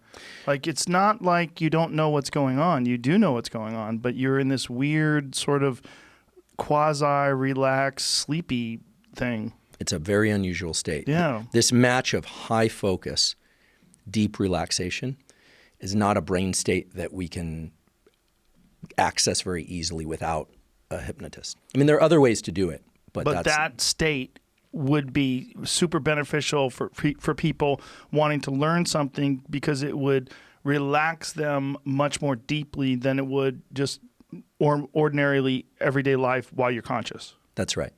It's taking the two pieces of the plasticity puzzle and putting them in the same event. So I don't think it should be the only way to learn new things, because there are things you can't do in hypnosis, like roll jiu-jitsu. I mean, right. For instance. But as a tool for accessing faster learning, it's quite powerful. Just like sleep. I mean, I think the work of Matt Walker and Bill Dement at Stanford and others has just shown, like, if you want to pull someone apart, you want to just make them insane and unable to do these duration path outcome, mental operations, you sleep deprive them. There's a thing that people do, this sort of reductionist, dismissive way of viewing meditation and viewing states of mind. It's really weird to me, because smart people do it occasionally. And there's a guy that I think is very smart, and he was talking about it on Twitter, like mocking meditation. Well, and I was like, man, this is a guy who's probably never really meditated. Well, meditation, I guess growing up in Northern California and the whole mindfulness thing. That's the problem. So it's the Too stuff. many charlatans. It's the stuff around it often, and I think this is why, like, it's exciting that respiration / breath work is now making a big showing in the world, because I think it has tremendous value. I think that it's the stuff around it that causes problems and can get it pushed into the naming. I have nothing against yoga. I mean, there's a lot of powerful tools in yoga, but it's the ashandas and all the stuff around it makes it sound a little bit like religion. And a lot of people in medical communities and other religious communities back off from that. Well, there's a problem with yoga that I actually had a conversation with my yoga instructor about, because I do a Bikram class, and they say things in the class like you're massaging your descending colon. I'm like, no, you're not. You're definitely not doing that. You should probably stop saying that, because that's not really possible. Right. You're not massaging your fucking colon while you're stretching. Right. That's nonsense. Are you increasing your flexibility? Yes. Are you strengthening your balance and your stability? 100%. But there's so much nonsense that goes with it that they, if you talk to a doctor, they're like, Right. You're not doing that. Because I have talked to doctors. I'm like, okay, before I criticize this, is it even possible that this is going on? They're like, no. Right. And the medical community can be a little bit too one-sided as well. But, sure. I think Stanford's a very progressive place. The fact that Spiegel and I have this study looking at respiration and its impact, I think, is a sign that the times are changing. We're not doing this in any kind of mystical way. The fact that people in military special operations and athletics are starting to think about the mind and the tools to access the mind is a sign that there's been a tide change. I had James Nestor on the podcast recently, and we talked about his new book, Breath, and just the ability to control various aspects of your nervous system and even your immune system through breath work. It's very confusing, because everybody breathes. Right. So you and I are both breathing right now. We're not doing breathing exercises, but we're breathing. So what is it about breathing exercises that accentuate these aspects of autonomic system and sympathetic system? Like, what's going on? First of all, I think James' book is great. It's amazing. It sounds like I'm just shamelessly plugging Stanford constantly, but like most of the studies he was referring to were done by my colleagues, Paul Ehrlich, Sandra Kahn, stuff in my lab, Mark Krasno. These are people. These are serious scientists and serious physicians who are saying, look, respiration has an important role in balancing oxygen and carbon dioxide in the body and in the brain. And that has an important impact on states of mind and body. I think that's just no medical professional, presuming they're any good, could argue that. So take, for instance, Mark Krasnow's lab, a neighboring lab at Stanford, discovered that animals and people periodically throughout sleep and throughout the day will do what's called a physiological sigh. These have been known about since the 30s, but it turns out there's a set of neurons in your brainstem and my brainstem that every once in a while, when the level of carbon dioxide in your bloodstream gets too high, you do a double inhale and an extended exhale. So it's sort of like 2 inhales through the nose and extended exhale. Your dog does this right before it goes down for a nap. Yeah, to offload carbon dioxide. That double inhale, I don't think James talked about this. If he did, forgive me. The double inhale maximally inflates the little sacs in the lungs, the alveoli of the lungs, and that pulls carbon dioxide out of the bloodstream at a higher level so that you offload it more in the exhale. Now, these physiological sighs are the fastest way that I'm aware of from work in our lab and with Spiegel to take that seesaw from too high level of stress to a little bit calmer. Double inhale, exhale. So this isn't breath work. This is a set of neurons that every kid and every adult has. They use periodically, but we can also consciously control through the diaphragm. So that's one way to bring things more calm. I think, James talked about this in his book, but those breath work of the sort where, kind of Tumo type breathing of doing, 30 inhales and really offloading a lot of carbon dioxide, that causes the release of noradrenaline, norepinephrine. And noradrenaline, norepinephrine are Mother Nature's way of buffering us against infection and disease. Everyone thinks stress kills your immune system. It's the opposite. Stress activates your immune system. And that makes sense. If we suddenly had to forage or go out and find water, we need 2 or 3 days and we didn't know what we were going to do, you can't afford to get sick. This is why if you work, and then you finally rest, you're more likely to get sick as you go into that more parasympathetic, relaxed state because your immune system also gets shut off. Is that why people in prison that are getting COVID-19 are not really getting sick? There's so many of them that are asymptomatic. Could be. I didn't realize they were asymptomatic. Or if you're very stressed for a very long time, eventually the immune system can't deploy these killer cells that it needs to deploy. So there's a certain amount of stress that's actually beneficial to you in your immune system. Right. But I get very I start doing eye rolls and I get a little frustrated when people are like, adrenal burnout. Look, your adrenals were designed to take you through 2 lifetimes if you need to. The idea that your adrenals are just going to shrivel up into, Somebody told me that their doctor told them that coffee's giving them adrenal burnout. Is that nonsense? I want to see, I teach neuroanatomy. Show me adrenal burnout. Show me an adrenals that won't secrete adrenaline anymore. So why are they saying that? Like, where'd that come from? Sounds good. Sounds better than parasympathetic, sympathetic. Yeah. Yeah, that's like this doctor was telling my friend that drinking coffee is burning out his adrenals. Yeah, it may be putting them into a state of heightened activation and they can't take it down a notch in the evening. They don't know how to relax. They don't know how to turn on the parasympathetic nervous system without doing things like eating or something, which is one way to do it. And I think as a society, we're struggling to manage this seesaw. We know that being in a chronic state of stress is bad physically. You don't want to do that, but you also don't want to do it for your mind. Anytime you're stressed, you're also able to be recruited better by other people's stress. We know that. Recruited by other people's stress. Yeah. So my lab has also looked at like how stress spreads between people, how the autonomic nervous systems communicate. And we know that the best way to get what's called emotional contagion is to get people into a heightened state of, alertness. I'm guessing, and I have no knowledge of comedy whatsoever, but I'm guessing that the comedian that's less funny that comes out before the main person, I'm guessing they're trying to get them like ramped up. You can create a more emotional contagion. You have to take them from the floor all the way up to the ceiling, kind of get them up a level. Is that right, or am I way off base with that? Well, it's interesting that you put it that way. It's actually a problem that comedians that have sensitive egos will bring less funny comedians with them on the road so they look better. And it's like amongst elite comics, it's actually very frowned upon. Because you're setting yourself up to look like a hero. You rescue the audience from some terrible comedian that you had open for you. If you could judge the ego or the health of the ego of the headliner by what kind of comedians they consistently take with them on the road. Everybody has bad sets occasionally, but a lot of times these weak-minded guys will bring these terrible comedians on the road with them. Interesting. Yeah, but the reason is because they don't want to be outshined. That's what it is. Makes sense. Yeah. Well, that's anchored in a neurobiological phenomenon. Forgive me, this is all I think about. Please. Called dopamine reward prediction error. So it's very simple, really. It basically says that the degree to which something feels really good or you experienced it as great, could be a great meal or a comedy set from the perspective of the audience, of course, is going to depend on how much dopamine you got before. So if I tell you we're going to go to a restaurant tonight, this is amazing, they got the most amazing steaks, and we get there, there's a higher probability that steak isn't going to taste great to you. Really? Absolutely. Reward prediction error means that... But what if it's really great? It has to exceed the dopamine that you had en route to that. You can't bullshit people. That's what you're saying. You basically can't bullshit people. Right. Well, there's something that does happen. There's a contagion that does happen when people are funny, where it's contagious and everyone around you starts laughing more because there's more people around you laughing.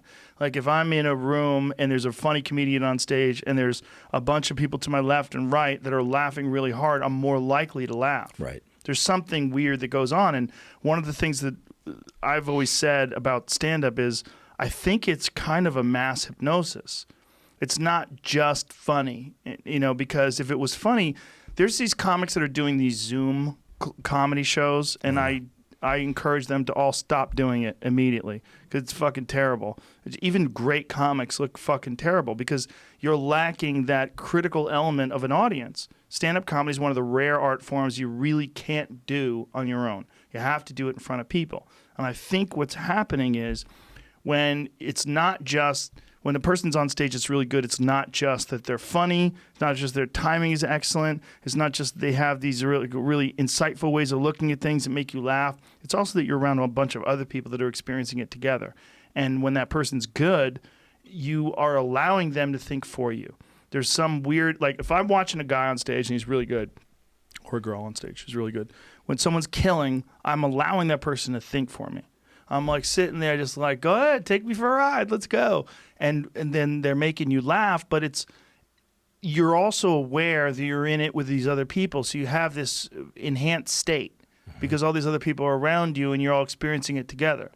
This is, I don't know much about comedy at all, so forgive me, but comedy to me is very interesting because it's and I don't know how the comedy scripts are written, but I find them incredibly fascinating because it seems like almost all jokes are a break from the space-time rule that the brain expects. Close contact card magicians do this very well too. It's like you're expecting something to happen, and I think he's going there. So it's sort of duration, path, outcome like this. And then all of a sudden you get hit with something that's surprising. Yes. This is probably not funny. Maybe it is to you or not, but there's a Steve Martin thing from way back when where he basically does comedy for dogs or something. He brings out dogs, and it's a perfect example of just breaking all the rules. The dogs are telling him what to do.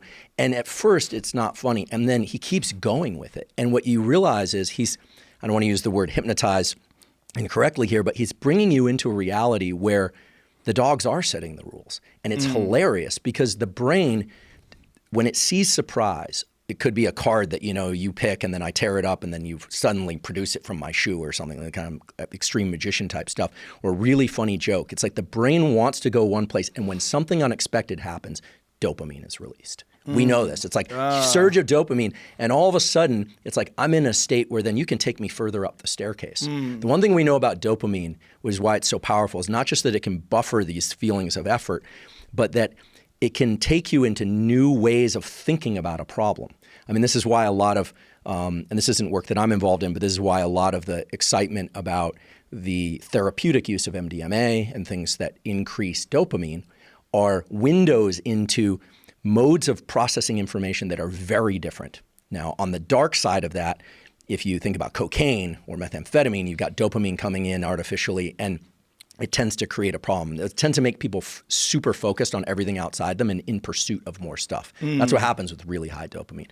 But dopamine appropriately dosed allows us to explore new realities of how, what led to that joke, a new variation. Anyway, I'm sort of like parsing comedy. I don't know anything about it. But when I watch comedy, I'm always looking for that element of surprise. And sometimes I think you're laying out crumbs for me, and then you'll hit me with something I had no idea. And that's twice as funny. And then you get that pop. That's the pop. That's dopamine. When someone does cocaine, do they wear out their dopamine receptors?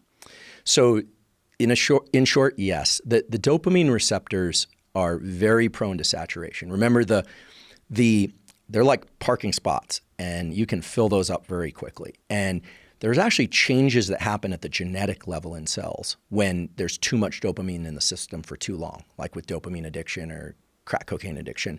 The cells actually start modifying the way they work so that they become better and better at gobbling up dopamine. The whole system becomes a dopamine pursuit system. And in thinking about the brain for these kind of very top contour conceptual levels, we can think of addiction as just a narrowing of the things that bring you pleasure. And so what you want is to obviously not use cocaine. What you want is to access the dopamine system through whatever process appeals to you, provided that it doesn't deplete that dopamine system, right? You can maximize this to the point where things don't work anymore. And there is a kind of a little weird techie cult thing happening in the Bay Area. They call it dopamine fasting, which has no basis in physiology, where these kids are like literally, they're not looking at each other in the eye because like, oh, it's too much dopamine, and they're not. What? Yeah, I swear it's a real thing. I get asked about this a lot. Oh my God. And if anything, it would have the opposite effect that they're seeking. No wonder why there's bums just shitting in the street up there. Everyone's losing their mind. Yeah, I have to be a little defensive of Northern California. It has a lot of problems, but when I go down to Venice, which I love, and I love LA also, I'm not one of these Southern California hating Northern Californians. There's a pretty serious homeless problem down here too. It's growing. Yeah. Yeah. But San Francisco homelessness it's on another level. I mean, I don't go to the city anymore. You're the king. I don't go to the city. San Francisco, you guys are the kings of the homeless people. Not a title we want. Gavin Newsom, you did it, you motherfucker. You started it. It's I live in the East Bay side, on the Oakland side, and we have that problem there. But Oakland's always had a lot of problems. Well, it's one of the side effects of a really tolerant, progressive community. For whatever reason, you're tolerant to drug addicts making tent compounds, and it's very unfortunate because it ruins everything else. And so, I get the idea behind it. I get it. But in practice, it just is not effective. It's not good for them. It's not good for you. It's certainly not good for property values. It's not good for safety. It's not good for sanity. It's not good for sanitation. It's not good for anything. I mean, fucking downtown LA, they're finding typhoid. Like they're bringing back middle-aged or what is it? Not middle-aged. What's the word I'm looking for? I do this. Middle Ages. Medieval. I always fuck that up. I fucked that up.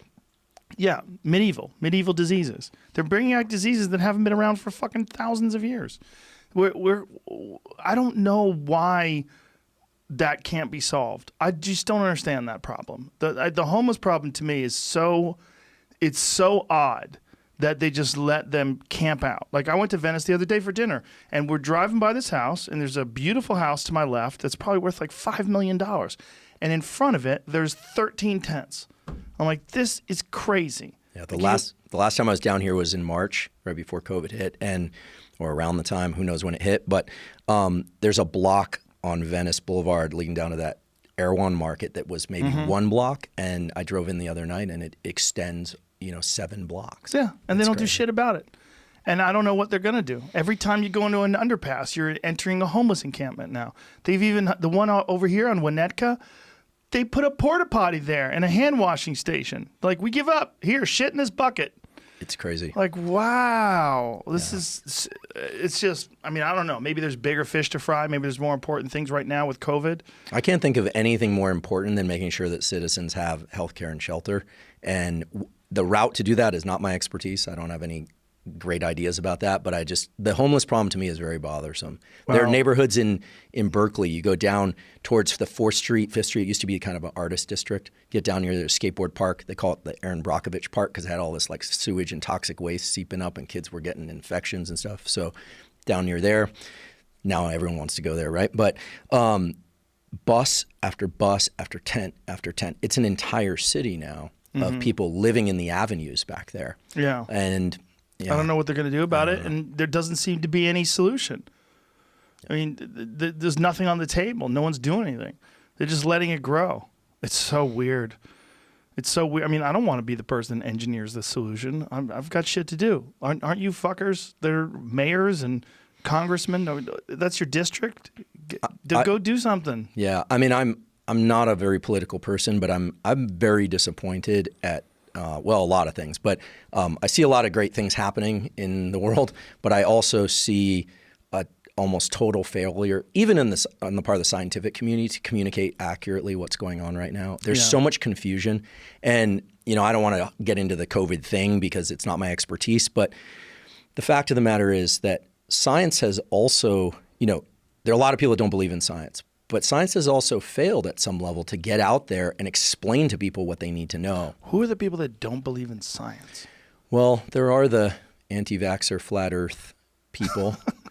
Schizophrenics. And that's for the most part. And I think the ease with which, a celebrity can just decide that vaccinations work a certain way or don't work a certain way, and it spreads so quickly, and people love that idea that, I try and look at it through the lens of neuroscience and say, what is it about the mind where people can't seem to connect two logical ideas when it's inconvenient for them, but they can string together all these random dots into a theory that this was all caused by, 5G or something that makes no sense at all. So it tells me that, yes, people are challenged. But in addition to that, I do think that the scientific community has a responsibility. Let's not go after Fauci specifically, but why isn't there a team of scientists out there saying, as a team, we've figured out this, that, and the other thing? Jamie was just bringing this up earlier before the show, that someone was being criticized because they said we should have more experts to draw upon other than Fauci. And this person who was interviewing, explain what they were saying. Yeah, I was on CNN this morning. She just kept asking, "What's your problem with Fauci?" And he said, "Well, there's other.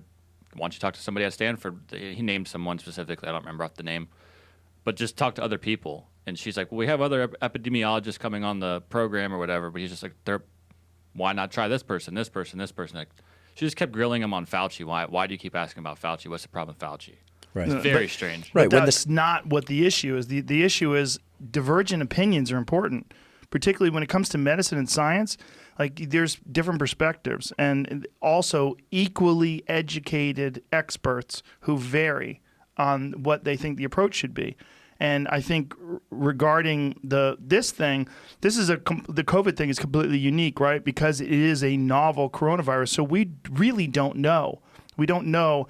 And you go back and listen to what the World Health Organization was saying in January versus what Fauci was saying in March versus what they're saying today in July. It's very different. Yeah. So clearly, there's no one expert who has a fucking finger right on the pulse and like, I got this. This is what we need to do. Listen to Fauci. Listen to Joan over there or whoever the fuck it is.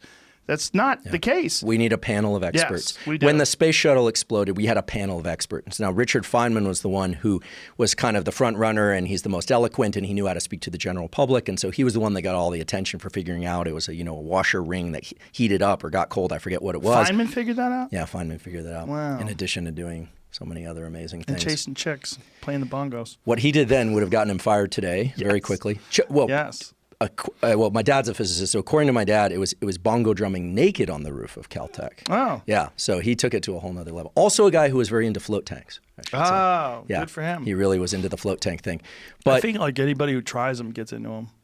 I've never tried. No, we need to get you in one. But my prediction, my hypothesis is that it's dramatically changing that sensation piece of the equation so that your perception can now move and kind of float, no pun intended, that it makes it hard to do this duration, path, outcome kind of rigid thinking in there because my understanding is that the salinity of the water and the temperature of the water makes it so that you kind of don't notice the boundary between yourself and the water. Yes. It becomes one environment. Yes. So Feynman actually talked about this as a way to access space-time relationships of the mind that he anchored to physics principles. And so he was a big proponent of the float tank, I think also because he was a little afraid to try psychedelics. I want to talk to you about the float tank, but I don't want to steer right away from science and the responsibility of science, because I don't think the responsibility is in science. I think the problem is, and this is a new problem, the newfound ability to communicate online and reach massive amounts of people without any expertise whatsoever. That's what this podcast is. I mean, I've said a bunch of stupid shit on here that's not accurate, and you can get away with it, but at least I'm ethical in it, that if I do make mistakes, I will correct them, and I'll try to be as honest as I can about what I know or what I don't know. But when someone's slightly schizophrenic or delusional and they're more prone to believing in conspiracies because conspiracies they activate some weird spot in your brain, and maybe we could talk about that. I don't know what that spot is, but there's some weird reward mechanism that comes from discovering things that are hidden that people don't want you to find out, that everybody else doesn't know about. And you could be the fucking Paul Revere of 5G, and you could be the guy running around, 5G is coming, 5G is coming, There's something about that really dumb people really gravitate towards, and some really smart people with some mental tics, some things that are off. And it's a real problem because it's a giant distraction. I don't think the responsibility lies in science, because science is supposed to be about data, analyzing these things, coming up with cold, hard facts that are provable, right? Things you could show, this is repeatable, this is what the situation is, and this is how we know. A spokesperson for science would be wonderful, but there are people like that. There's Neil deGrasse Tyson, does a fantastic job. About the cosmos. Yes. I mean, I love his work, but, there was this culture in the 80s and 90s around, and I grew up sort of in this because my dad's a physics, is physics. We, spent some time around a lot of physicists. The cosmos and astrology, that gained immense popularity. Yeah. It's very exciting and very interesting, and mostly irrelevant to what we're dealing with right now in 2020. Right now, it's about biology, virology, epidemiology, and there has not been a voice for that besides Fauci. And I think he's doing the best he can with what he's got. I have to believe that.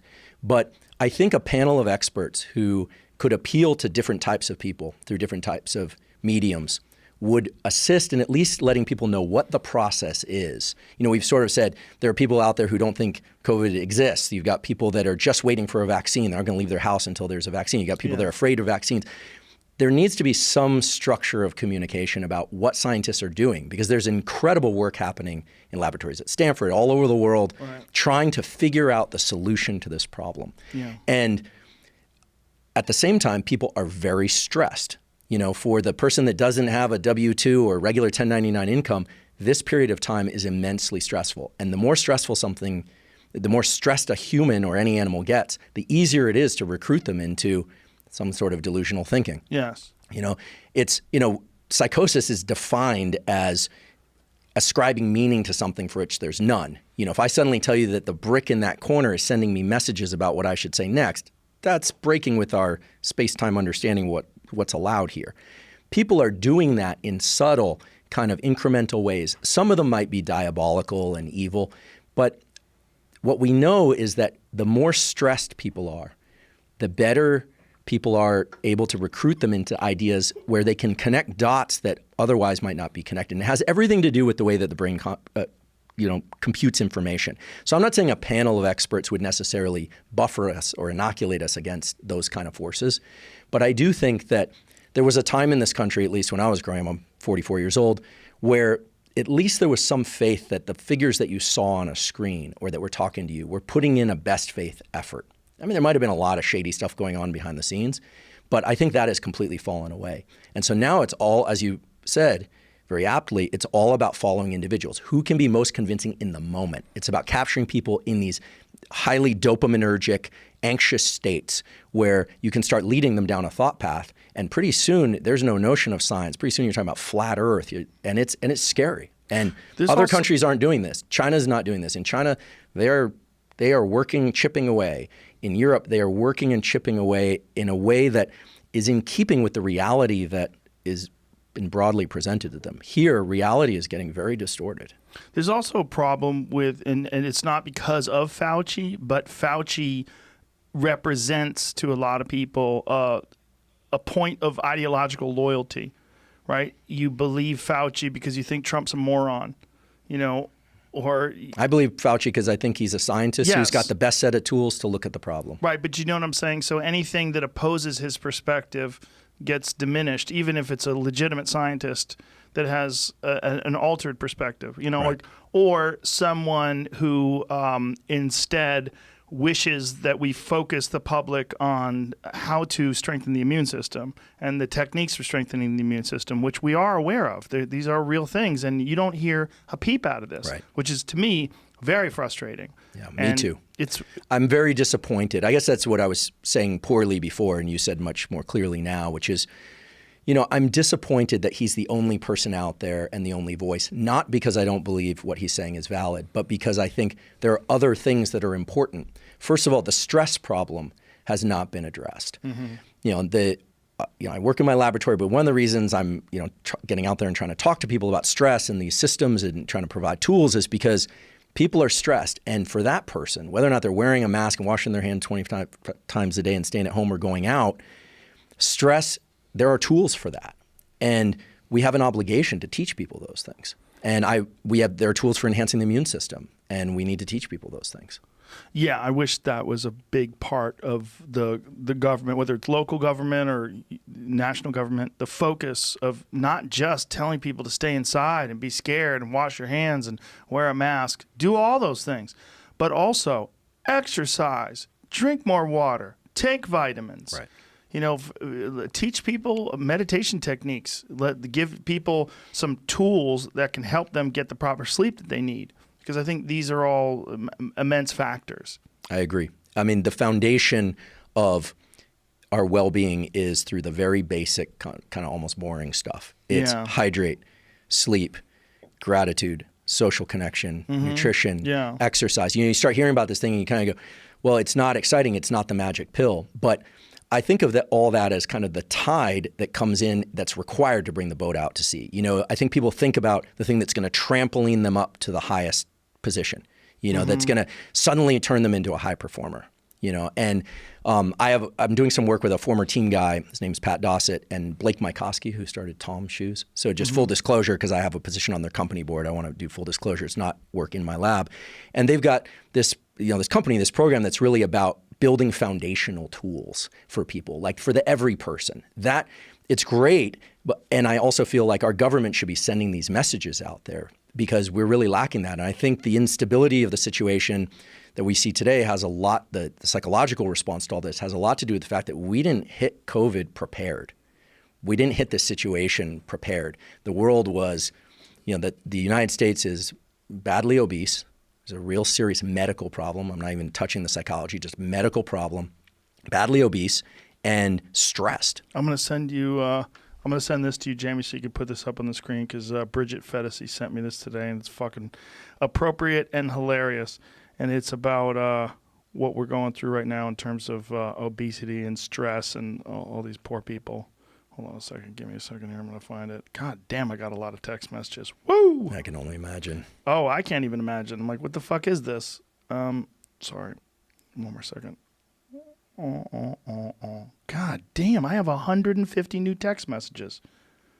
Here we go.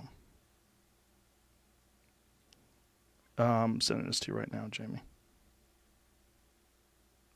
A lot of dead air here, kids. Here we go, Jamie.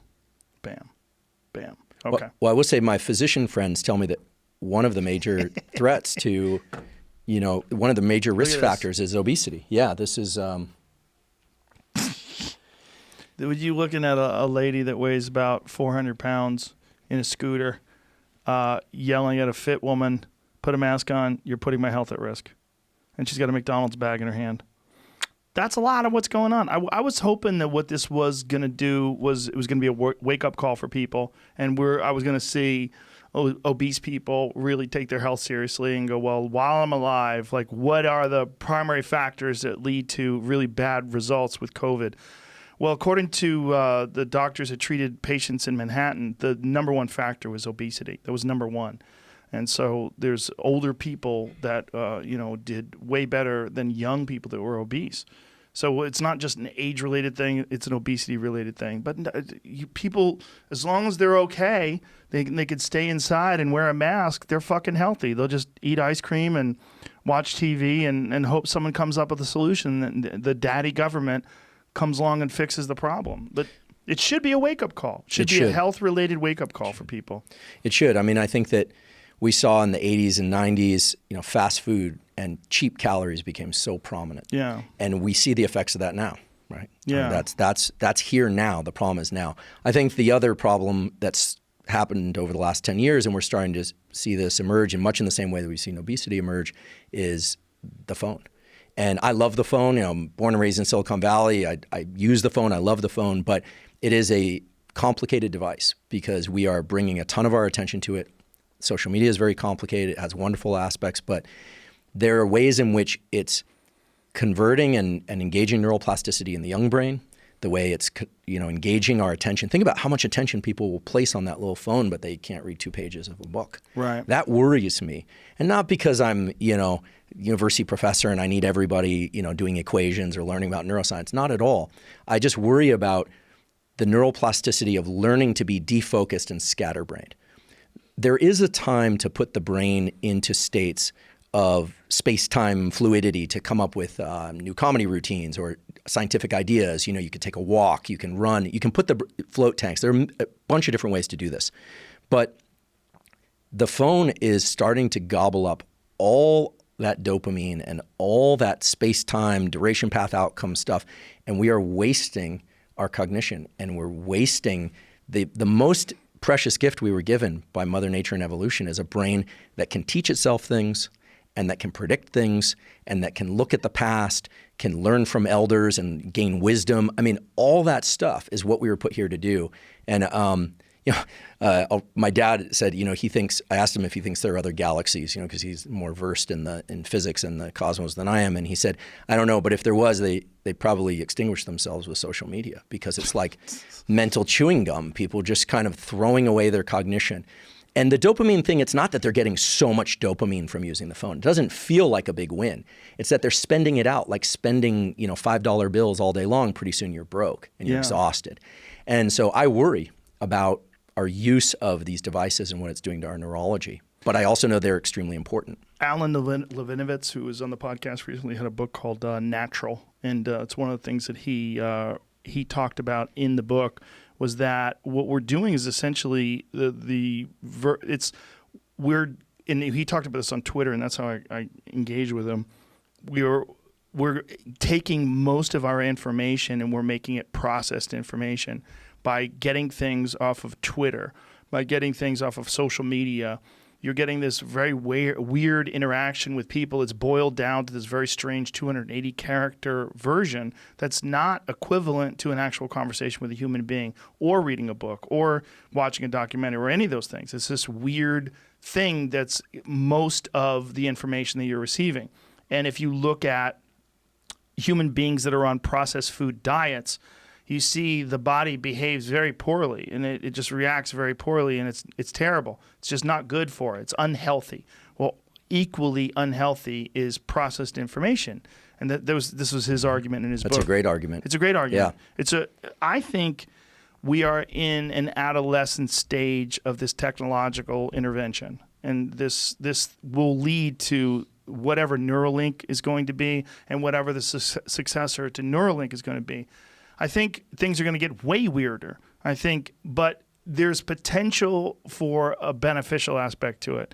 And I think one of the potentially beneficial aspects is that it seems like all of technology is moving us through, at least in this virtual sense of using phones and computers, where the boundaries between people and information are becoming smaller and smaller.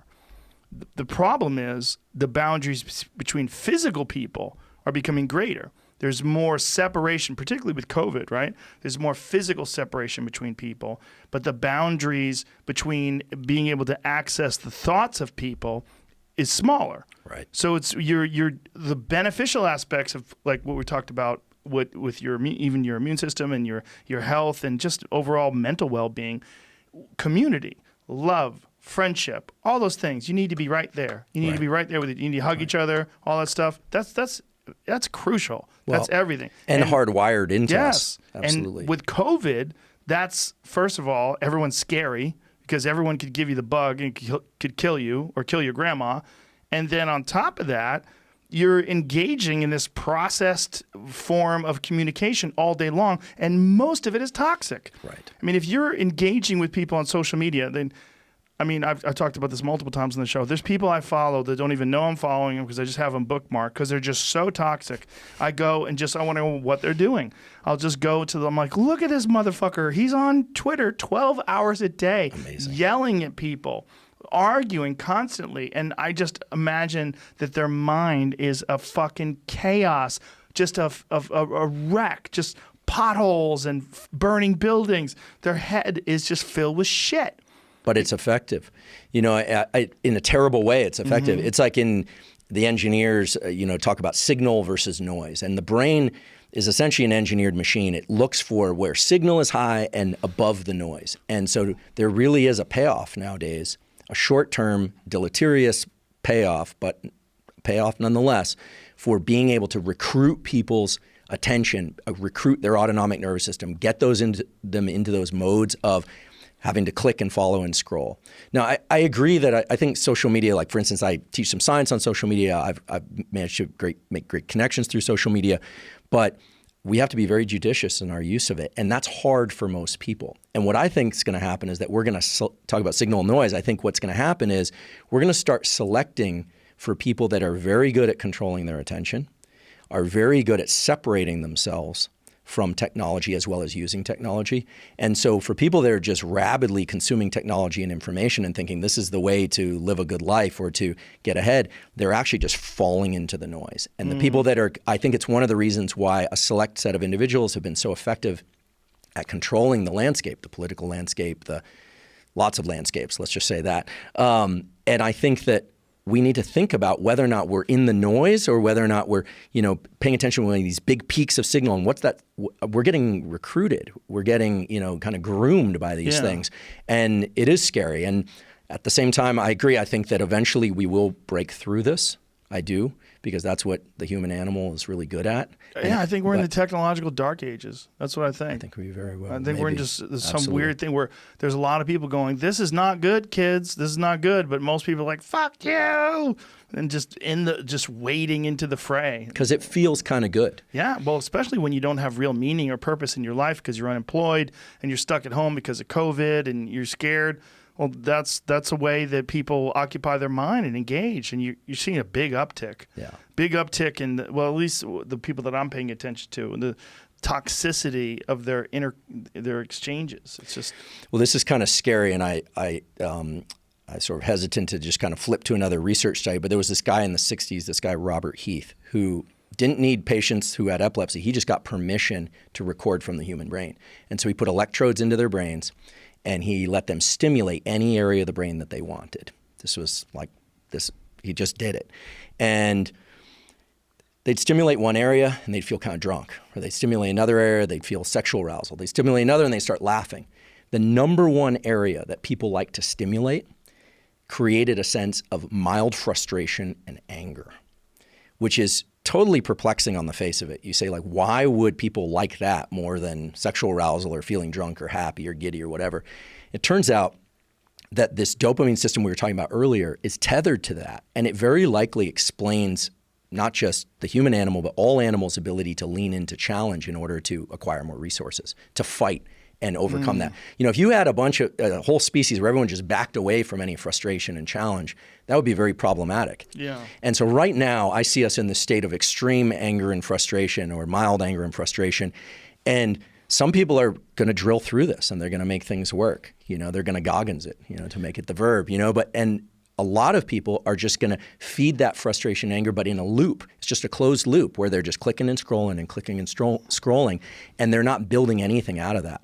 So this circuit is really important. It's actually part of the circuit that underlies the state that we would call courage. And my lab's worked on it, and this relates to some of the stuff done with military groups. But those states of courage were designed to accomplish specific goals.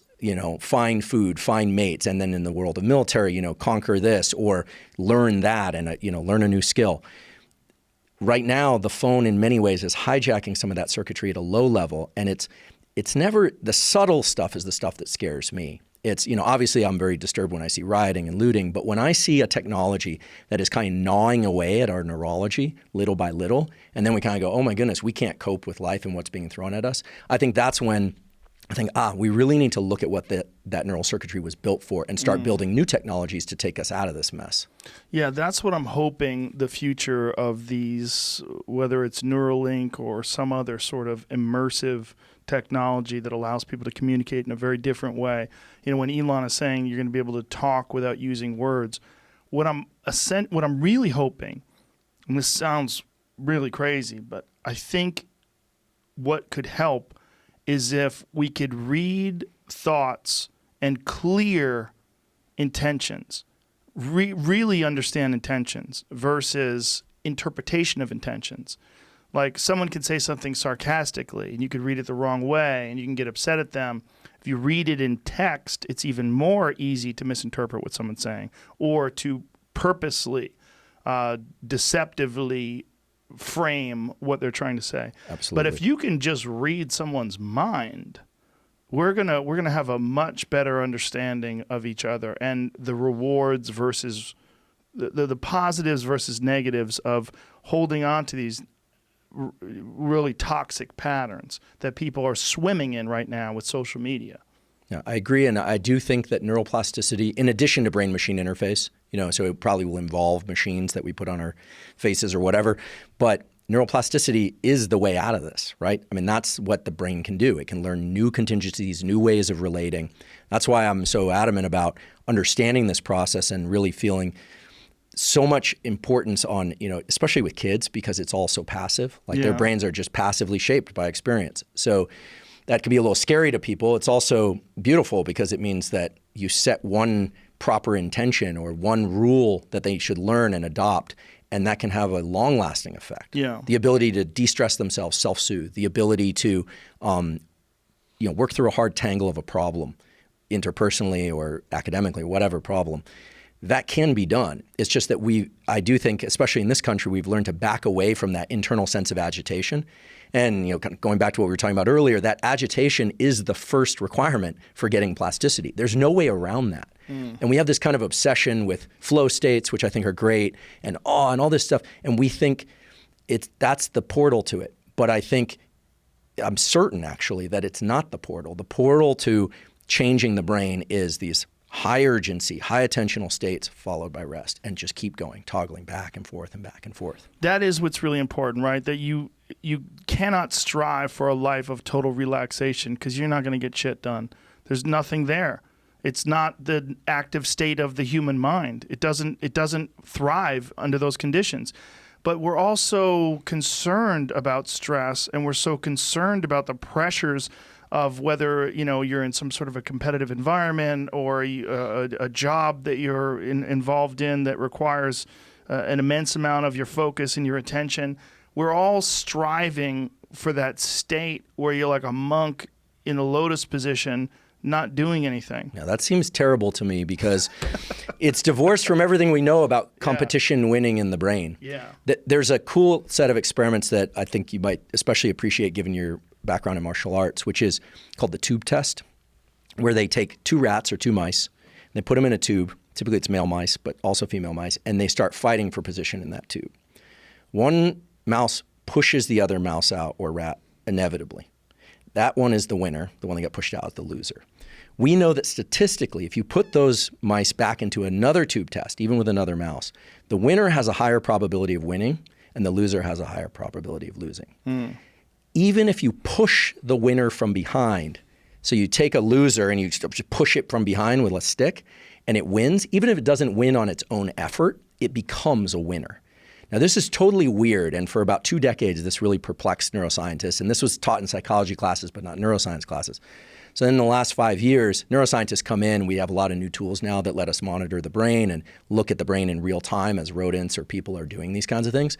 And so they figured out that there's a specific area of the frontal cortex that becomes more active in the winner and less active in the loser. So much so that if you shut down that brain area, the winner suddenly becomes a loser. You increase activity in the loser, it becomes the winner. So you ask yourself, what in the world is this brain activity or brain area doing? It turns out it's taking the feeling of stress and arousal, which both of them are experiencing. It's a battle. And it converts it to more steps of forward movement per unit time. It's just forward movement.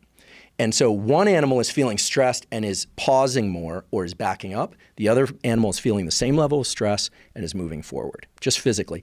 And it's wild because you can even take an arena, make it really cold, which mice don't like, put a warm heat lamp in the corner, and the animal that won at the tube test gets the sweet spot every single time. And so what this says is that those are mice, we're humans. My lab's been looking at this. We had a paper a few years ago identifying the area in the brain that actually leads to forward movement and rewards it with a dopamine reward.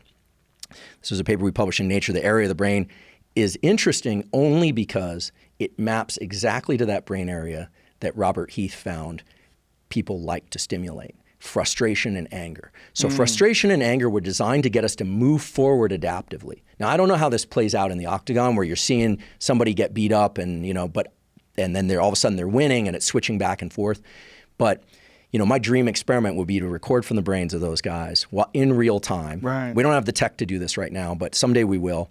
And I bet you that every forward step or perception that you have an advantage over the other guy or gal leads to a dopamine increase, lowers that norepinephrine, and allows them to keep moving forward. They get energy. It's not gassing at the level of can't breathe or gassing at the level of conditioning.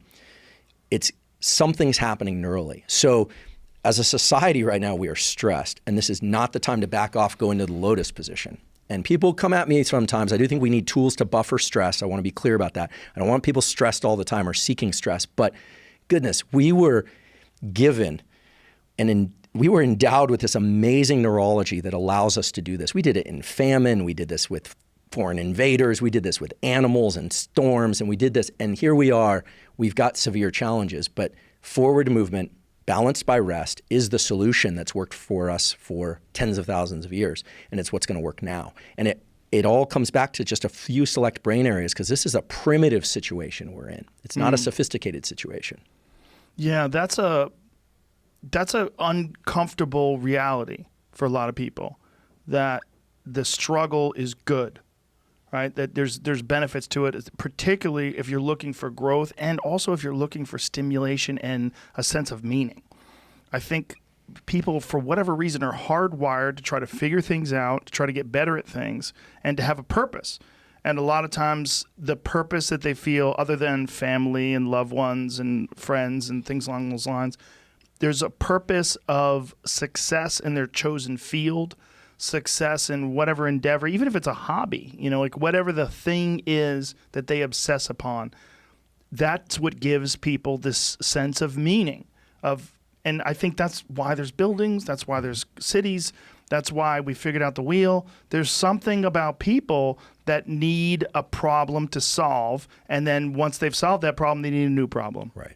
And that's what the nervous system was fundamentally designed to do. That and make sure our offspring make it to the next. So when you see like riots and looting and you see people pushing against the building and let us in, do you look at it from that perspective? Like, oh, there's sort of a battle going on here, and there's a like they're trying to win. Just like the mouse in that tube. When you see those protesters in Portland or try to get into the courthouse, like what are they doing? Yeah. They're trying to get in there because it's locked. And they have this idea in their head that that's going to be the conquest. But you saw like what Chaz, remember that that zone in Seattle? Was 6 blocks. They let them have it. And then what happened? It fucked it up. It fell apart. It fell apart. It fell apart because there was no end goal then. Once they have it, like what are you going to do? You're going to sustain it? No, people started leaving. Murders took place. They started beating people up. They were filming things. They were behaving like the police. It was crazy. They put boundaries up. They essentially turned it into a far worse version of the United States. Yeah. But in their mind, they thought, if we just take this over, this right now is not ours. But if we take it, there's a police precinct there. If we storm the precinct and occupy it, then we're going to win. Yeah, we're in. But then once they're in, they're like, now what? Well, there's no resistance. Once there was no resistance, they didn't have a fight. Right. There was no battle. It was very primitive. And actually, I hadn't thought about it. It's a perfect example, real life example of the tube test, these, two opposing forces pushing back and forth. And we know that the more, we call it autonomic arousal, but the more stressed you get, the more you're mental and visual landscape becomes that soda straw view where all you can think about is the adversary. Yes. Now in a fight, in an octagon or a boxing ring or jiu-jitsu match, that's great because everyone's agreed to that. But that's not designed to be played out in society over these micro wins. It's not even clear that they're wins because what's really changed. I think that working through legislation, working through top-down legislation, identifying specific things to go after. I mean, that was the beauty of the civil rights movement, in the 1960s, Brown versus the Board of Education. Like what a beautiful thing to create openness in schools, where anyone could attend, going after specific legislation. That's far and away a different way of looking at a problem and solving a problem. And, I don't have a lot to say about the situation in terms of the protests. I saw a lot of looting where I live in Oakland. I'm the first house in on a commercial district. Drove a car through the window, looted the place 3 times, pharmacy 3 times. I mean, it was right up next to me. So, I think that. But that seems to me to be just opportunists that are taking advantage of the chaos. It was clear it was not the protesters. Yeah, there's many things going on simultaneously, and to kind of conflate them all together seems disingenuous. Well, this is a problem. In science, we have a phrase, you're either a lumper or a splitter. The lumpers like to kind of lump everything together and push forward a grand theory. Yeah. Now, today I'm using some generalizations because I don't want to get too far down in the weeds, but I'll stand behind anything I've said because it has detailed background to support it. But the splitters, as annoying as they can be when they come to meetings, no, but this, but that, you need a certain number of splitters. This is why I think like a panel of people is good. You get a lumper, and a splitter. Yeah. And then pretty soon the splitter is annoying everybody because you just want to go for coffee or you want to just break and the lumpers are done. But the splitter says, no, we're actually not thinking about this problem in a nuanced way. Yeah. And this is where I think maybe it's not specific scientific information, but a scientific training and ability to think about a problem and be comfortable knowing you may not solve it today or ever, but you're going to lathe into this thing over and over and over. That's the kind of training that a scientific thinking will give somebody. You don't even have to want to be a scientist to do it. I don't know if anyone wants to be a scientist nowadays. I certainly hope so.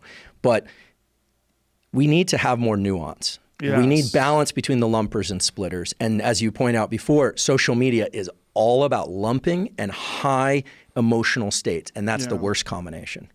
Yeah, I think, and that what you just said is perfect. I mean, that's really what we're dealing with today is this inability to recognize nuance and to accept nuance and to be rigid and committed to your position.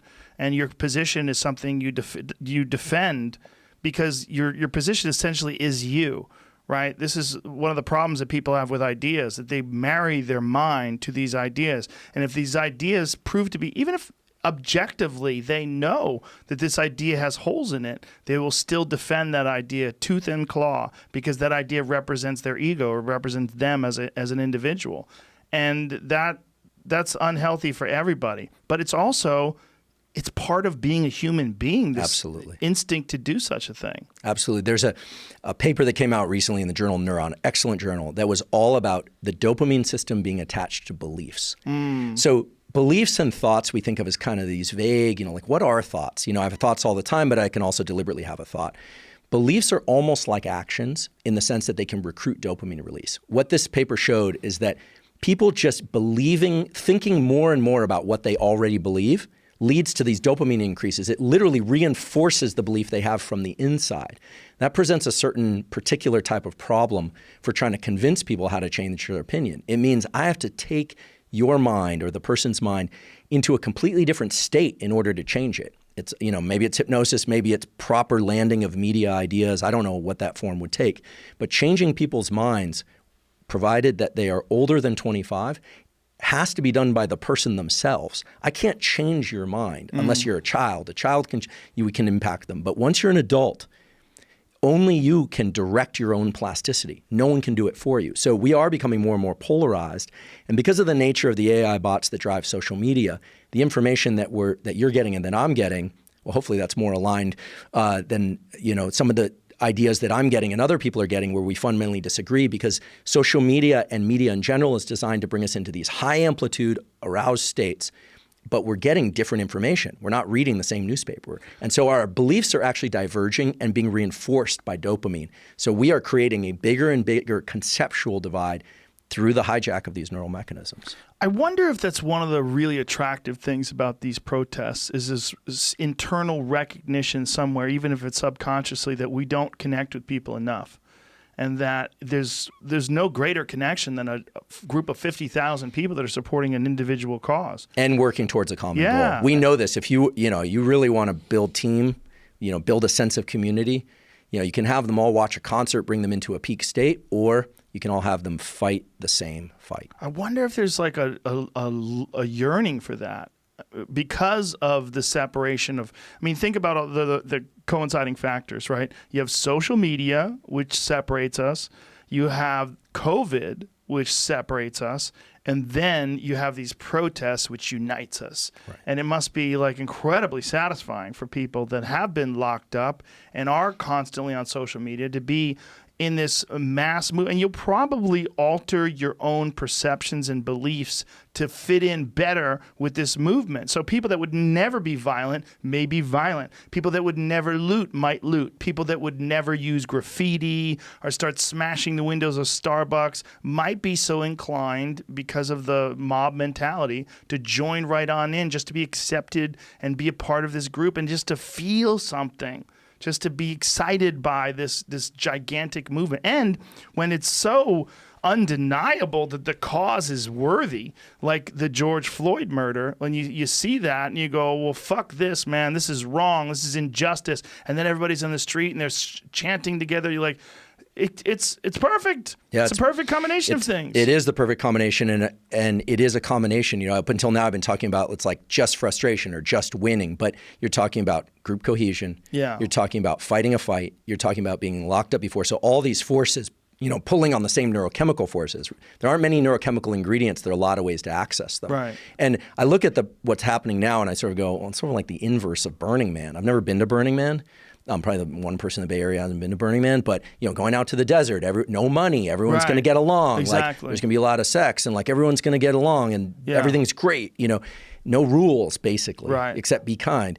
And now we're seeing the exact inverse of that. Yeah. And so there needs to be something that can satisfy this yearning for connection, and that can make us feel like we're building.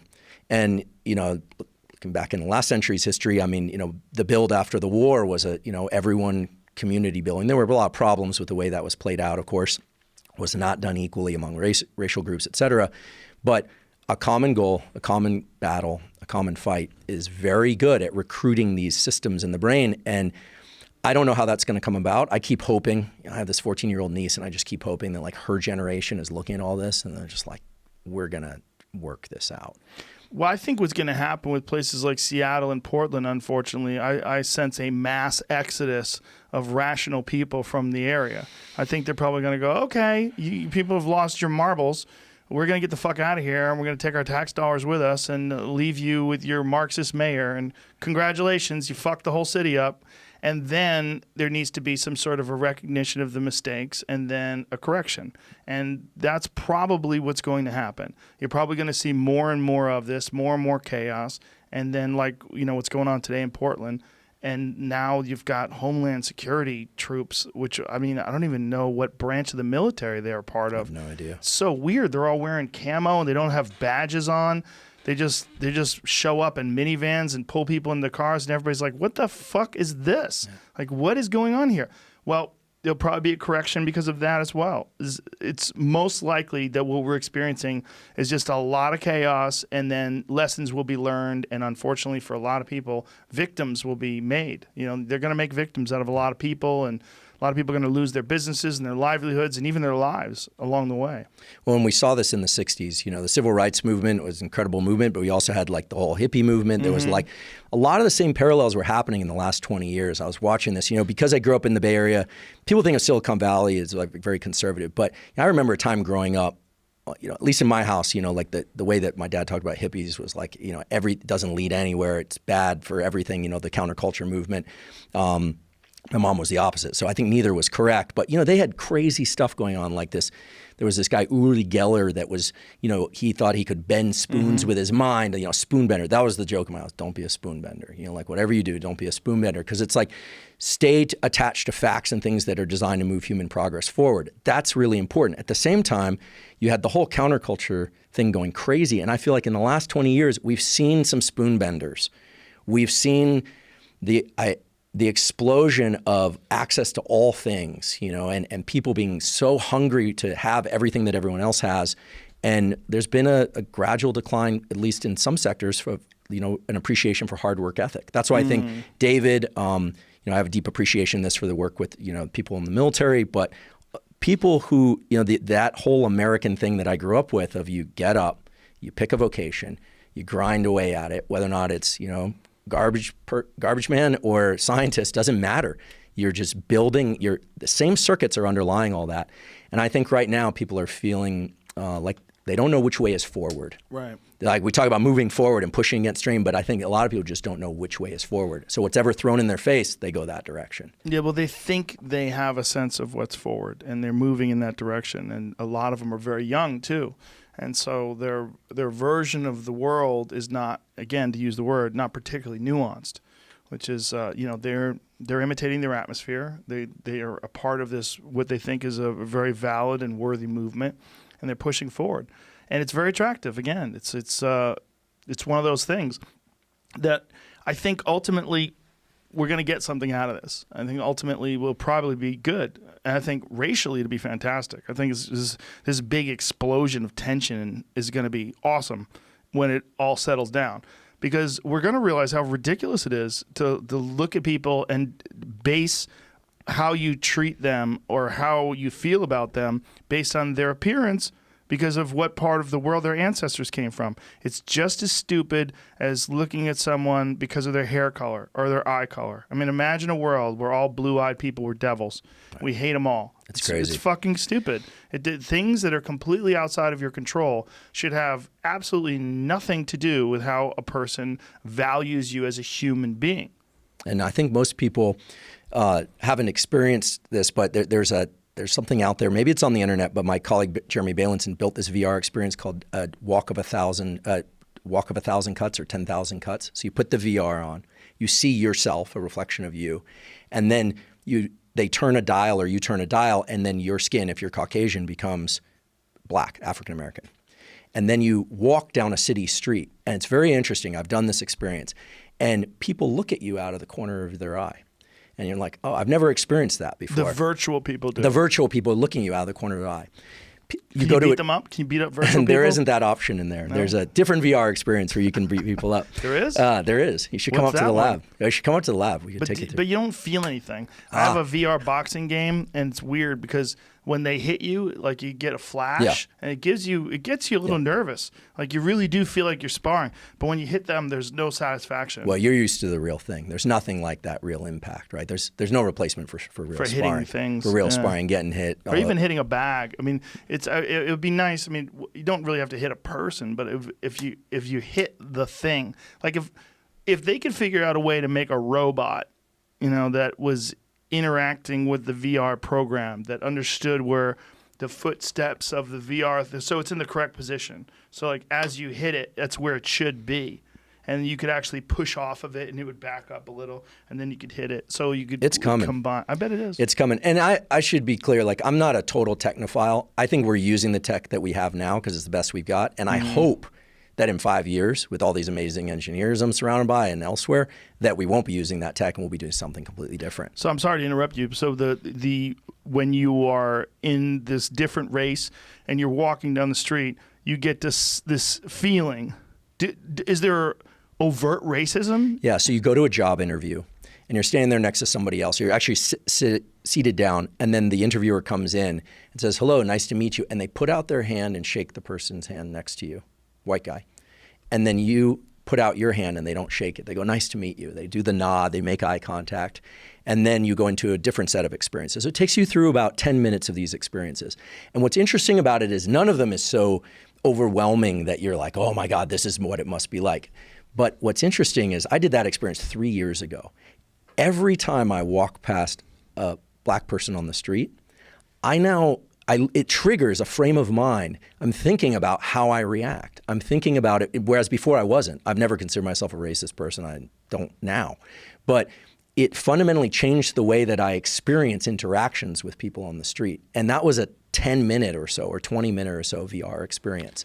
And that's just the tip of the iceberg about what's possible. I think what it tells me is that because of how stringently gated plasticity is vaulted by these chemicals, we need to bring those chemicals into play if we want people to change the way they feel. I don't think watching a protest on the street can do it. I think the George Floyd thing absolutely did it. That was a very dramatic, terrible example. It was visceral to watch that. Yeah. And I think that's why it had the effect it did. It underscores essentially everything we've been saying about neurochemicals being the gates to changing the brain. Without that, it's not going to happen. Talking about this VR program highlights one of the reasons why I don't like cities like Manhattan. I'd like them to visit, but I don't want to live there because you don't say hi to everybody. Right. You can't. Yeah, you're just in the optic You'd be flow. like, hey, hi, how are you? Hey, what's up? Right. Hi, lady. Right. Like, it's the human safari. It's like I always say New York is like a human safari, but it's like, again, signal to noise. Like a person has to have a cat on their head, naked and on fire before you're like, oh, wow, maybe they need something. It's just that it's very impersonal. There's this sort of weird thing that happens when you get around large numbers of people where they're not as valuable because you're overwhelmed by them. There's so many of them. Whereas if you're in a small town, of 20,000 people and you walk down the street and there's a guy walking towards you, you look at each other and go, hey man, how you doing?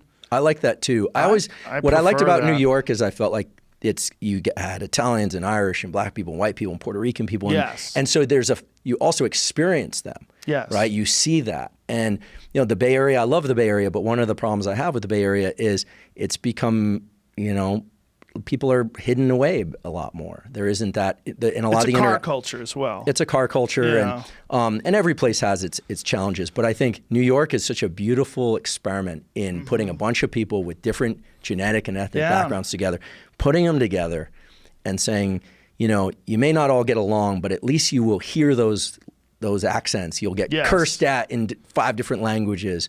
And I think there's a real beauty to it. I wonder how much that's going to change because of COVID, because obviously people are terrified of being jammed into a subway now with strangers. And that was one of the cool things about New York is that you did all walks of life, poor and rich, would interact with each other on the street. In LA, there's virtually none of that. And there's this weird sort of separation between people and where they live, and then also the car thing. Car cultures, you're in your own little environment. You set up your own little world, and that's your car, and you're driving around, and these other people that you're interacting with, that's a little segment of their world that they're taking with them on the 405. And because of that, you don't have the same sort of melting pot aspect that you do get in New York. New York really uniquely, I grew up in Boston, it doesn't have it. Boston has there's public transport. There's the T. You can ride the train, shit like that. But it's not nearly as prevalent as the subway system in New York City or the walking in New York City. Everybody's walking. Yeah, and you have to be right up next to it. Yep. I think martial arts has this a bit as well. I grew up skateboarding. That was my sport. And what I loved about it is, first of all, it's like all ages. It's sort of a weird sport in that way. You got little kids hanging out with grown men and Tony girls Hawk. and all these. Yeah, there's and so you get this big mixing pot. But also ethnically, so diverse. It wasn't always like that, but you've got, Vietnamese, Mexican, black, white kids, everything. Right.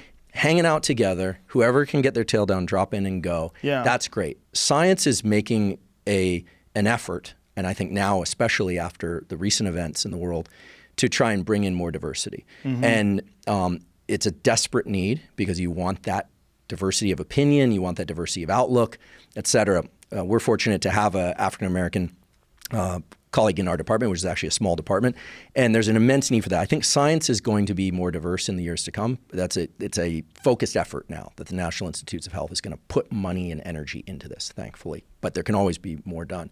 But I think when thinking about kids and neuroplasticity, whenever, I'm not skateboarding anymore. I wasn't very good at it anyway, but I did enjoy it, and I loved the community around that. I think more of that, please, for the next generation. More things like that. I think martial arts is great. You go into a gym, and it's like, it doesn't matter really where you're from, right? Especially if you're going to spar. If you're going to get in and start boxing rounds, you have to be able to take it, you know? Yeah. And it's not about background. It's about what you can do. Yeah, that is really important. I mean, and it's just more of those things where people can interact with all kinds of different people, gives you a more balanced perspective. It gives you a broader perspective, right? You get to see, and when bringing it back to the way the brain functions, the more variables that you have in terms of when you see a person, you know so many different examples of human beings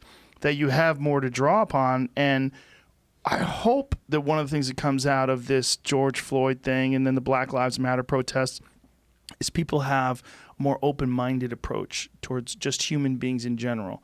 And I think these things, like, they happen in these big explosive events and then shifts. And I think we're absolutely experiencing a global consciousness shift. And it's very chaotic and scary in some ways for a lot of people right now. But I think ultimately we're going to come out of this the better. And if you look at, like, say, Steven Pinker's work, where he covers, the history of human beings and interactions, we are in the best time ever. And it's hard to say that because, there's still poverty and there's still violence and there's still crime and there's still racism and sexism and rape and all sorts of awful shit. But it's way less and way better than it was just 100 years ago or 200 years ago. And it seems to constantly be moving in that trend.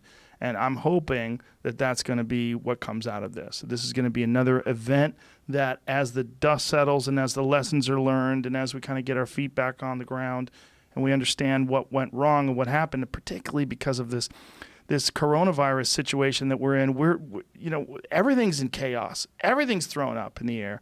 30-something% of people can't pay their rent right now. It's crazy. It's nuts. It's terrible. Unemployment rate's through the roof. It's crazy. It's terrible.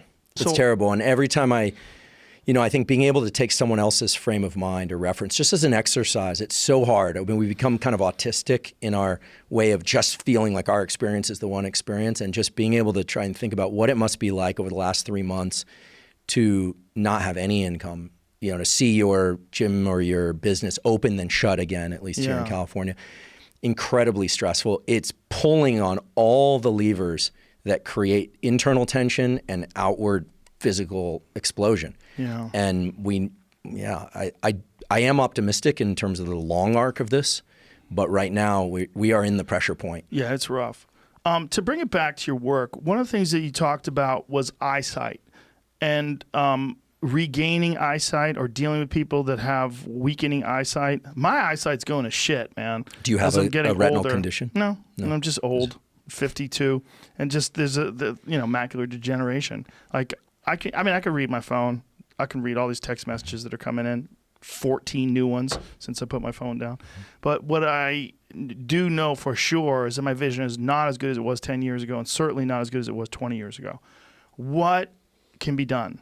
Okay, so there's what can be done now and where we're headed, but I suspect you want to know what can be done now. Fix my eyes. Okay, so we do have a clinical trial in my lab right now through my affiliation with ophthalmology, where people put on VR goggles, very separate from the fear-inducing thing. It's actually a very pleasant experience. And we use a particular pattern of stimulation that activates the cells in the eye that are most vulnerable and create vision loss. It stimulates those in a way that reinforces their connections with the brain. That's the logic. So every cell in your eye has a different function, but some of them, their job is to transmit visual information to the rest of the brain. They're called ganglion cells. We know what patterns of activity make them healthy and what reinforce regeneration. Back in 2016, my lab published a paper showing that that particular pattern of stimulation combined with a particular pattern of gene therapy, so this is one injection into the eye of a gene that triggers growth of these cells, in mice, that allowed regeneration of neurons that were damaged, and it actually reversed slightly, but it reversed blindness. Completely blind mice were able to see again. Whoa. So that was in mice. We then took that, built a human clinical trial using just the VR part. However, some people in this trial are receiving injections. It's about once every month, very painless injection into what we call the vitreous of the eye. They shoot it right in the eyeball? Yeah, just a little insulin syringe, go right in. You look that way, boom. A skilled ophthalmologist can do this without any pain or anything. I know it sounds terrible, but it's very straightforward. Okay. to inject something called CNTF, ciliary neurotrophic factor. And the combination of this growth factor plus the visual stimulation, we believe is going to protect cells that would normally be lost from getting lost, so offset vision loss, and potentially restore vision. Now, the results of this trial aren't done, but we are recruiting people for this trial. Jamie, you're in, right? My eyes are good. They're working just fine right now. And if what about prisoners? Okay, and Get some prisoners that are really bad people, but they can't see that good. The injection part, provided it's done by a skilled ophthalmologist, it's a cinch. You've been through way worse this morning on your way to work. Trust me. So it's nothing.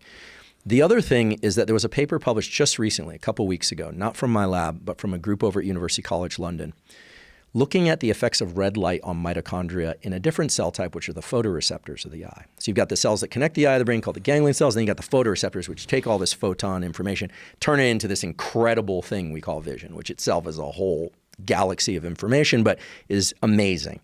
And those cells degenerate over time, the photoreceptors. They don't do very well, in part because as we age, the mitochondrial function gets disrupted. This study was preliminary. It wasn't very many subjects. I think it was only 20 subjects, maybe it was 12. But getting red light therapy, just viewing a very bright flashes of red light of a particular wavelength, so I don't want people going out there and blasting their eyes, improved vision on vision tests almost immediately. And that's a very non-invasive approach. And I'd be happy to have one of those red light therapy machines. One of those sheets they used to. Yeah. It's probably a little different than this. If you're interested in doing this, let me know, and we can potentially plug you into this. What would be the difference between that red light therapy and the other kind of red light therapy? Because I really like that Juve thing. I'm not exactly sure what it does. It's supposed to regenerate collagen and do a bunch of different things. It helps you, but it feels good. Yeah, it feels good to stand in front of it. And the bright, one of the things is, remember, we're saying that the eyes are actually a piece of brain. Mm-hmm. Your brain needs to know when to be awake and when to be asleep. One of the best ways to wake up your brain is to view bright light. And, there are all these people that are fanatic about blue light out there. Mm-hmm. Viewing bright light in the morning from sunlight is the best thing. Like in Southern California, you go outside 2 to 10 minutes of getting bright light. And then you want to avoid light from 11 p.m. to 4 a.m. Actually, it's been shown to suppress melatonin. It can disrupt sleep. It has a lot of problems. You don't really want to be looking at any bright light in the middle of the night. A lot of people get obsessed with blue light being bad. You want bright light during the day, and you don't want any bright light at night, really, too much of it. And people come after me. They're like, the blue blockers, I call it the blue blockinistas have been coming after me recently because I'm out there saying what about it's look, the blue blockers will help filter some light. It'll make things less bright. It's hard to see with sunglasses in your house. So be my guest and wear them. But really what you want to do is dim the lights in the evening. Deeper sleep, melatonin suppression won't be a problem. That's all good. Get bright light first thing in the morning when you wake up. And then the bright red light is probably having a dual effect. It's probably increasing mitochondria in the photoreceptors if the study is right. And I do believe this study it looks really good to me. And the person who did it has been in the game a long time, so I trust him. And in addition to that, it's going to wake up your system and get the balance of these hormones, like you want cortisol high in the morning and melatonin coming up about 16 hours later before sleep. It's going to put all that into the right rhythm. So I say go ahead and do the red light thing. But if you want to pursue the red light flashes or the VR and maybe even the CNTF injection, we should talk about that. CNTF injection, mean the bacteria? They squirt it right in your eyeball? That's the growth factor, yeah. But I'm scared of that. Well, the good news is... The good news is that the VR, we do have a condition in the study where it's just VR. So it's a daily, you're essentially, neurons like to be active. And these cells that connect the eye to the brain are the most, above all others, the most active neurons and cells in your entire body. Do you know of anybody who's done this, where they had the injections in the eyes? Well, many people now in the study have had the injections. What are the benefits of the Well, I want to be careful here. I can't talk about the results of a clinical trial, but I can say they're promising, and this is in humans. Just wink. Wink if you think I should do it. Wink if you can fix my eyes. Well, I think if you qualify for the study, I definitely think you should do it. Okay. But I can't reveal that the results of the study because I actually don't know. In the name of good science, I'm blinded to the conditions. No pun, right? I just don't know. But we have subjects or patients that are as young as 17, as old as 80, and the beauty of this is that it's if you decide not to get the injection, it's completely non-invasive. Okay. And how many injections do you have to have? I think it's once a month for a period of about 6 months. So would I have to go to the Bay Area once a month? No, so there is another version of this where there's a slow release polymer capsule that's placed into the eye. And Oh, it just kind of sits Jesus, there. that sounds Yeah. even worse.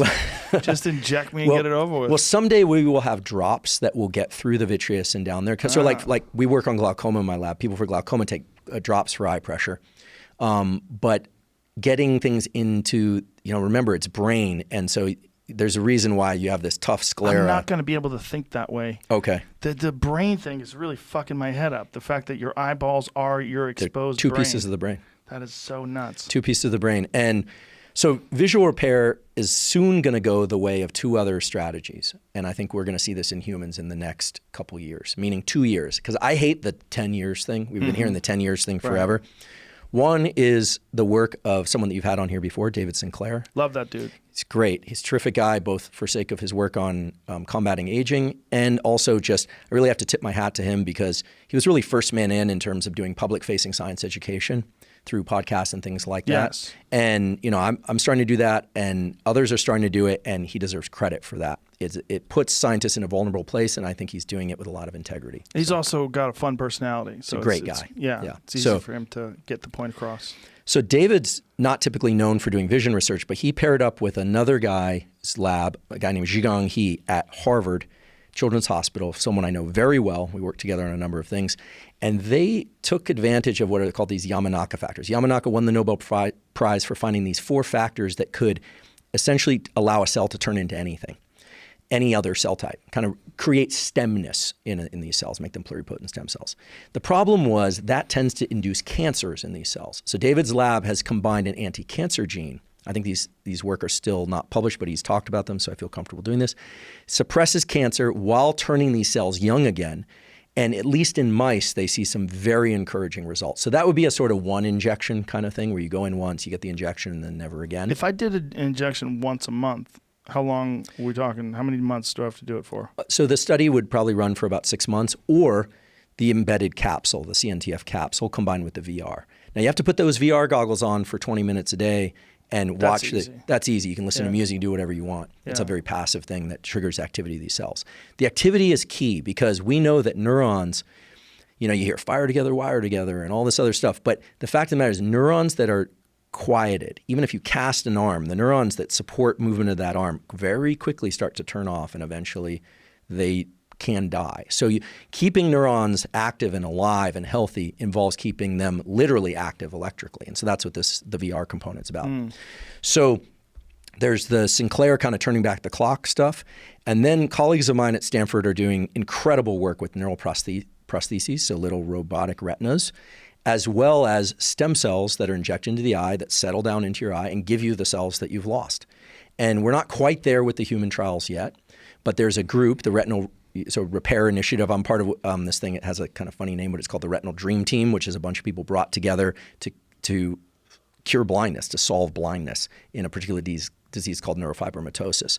So there are dozens of labs working extremely hard on this problem. This is one place where I can say there's been tremendous progress in the last 5 years. There are clinical trials now, for instance, the one in my lab, and in 2 or 3 years, you're going to start seeing people who would normally go blind. You're going to halt that. And you're going to see people who are completely blind. I think eventually those people will see again. Wow. Yeah. That's intense. I have a... That's amazing. It's amazing. And, blind people, the mental real estate, but like the visual real estate in the brain gets taken over by other functions. There's this guy, Dan Mancina. He's a skateboarder. He's completely blind. He's an amazing guy. And skateboards blind? With a cane. Whoa. Rides up to curbs and handrails. Ollies onto him. Kick flips out, this kind of stuff. What? Regular, yeah.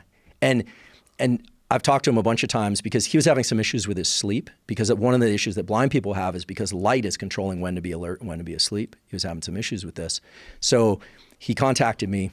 We're also in touch because he's trying to build skate parks for blind kids so that they can. There he is right there. Oh yeah, check out Dan. Wow, that's insane. He's such a beast. I mean, most people would be afraid to do this without That's crazy. Yeah. And what's so great about Dan is he also, that is nuts. Yeah, he's in graduate school. He's such a He's machine. tapping things so he knows where they are, but how does he know the scale of the ramp or the pitch of the ramp? He has an internal representation of it. Wow. Yeah. That's bonkers. He's from I wish you could see how cool it is. There he is. Yeah, yeah. He teaches blind kids like what's possible, basically. Wow. Because talk about COVID and being indoors. Blind people. I spent a lot of time with blind people because of the visual restoration stuff. And there are people like Dan who are out there trying to get blind people to come out of their rooms to get into society. Yeah. If you have a dog, you're better off, right? Because the dog, you outsource your vision to the dog. Mm-hmm.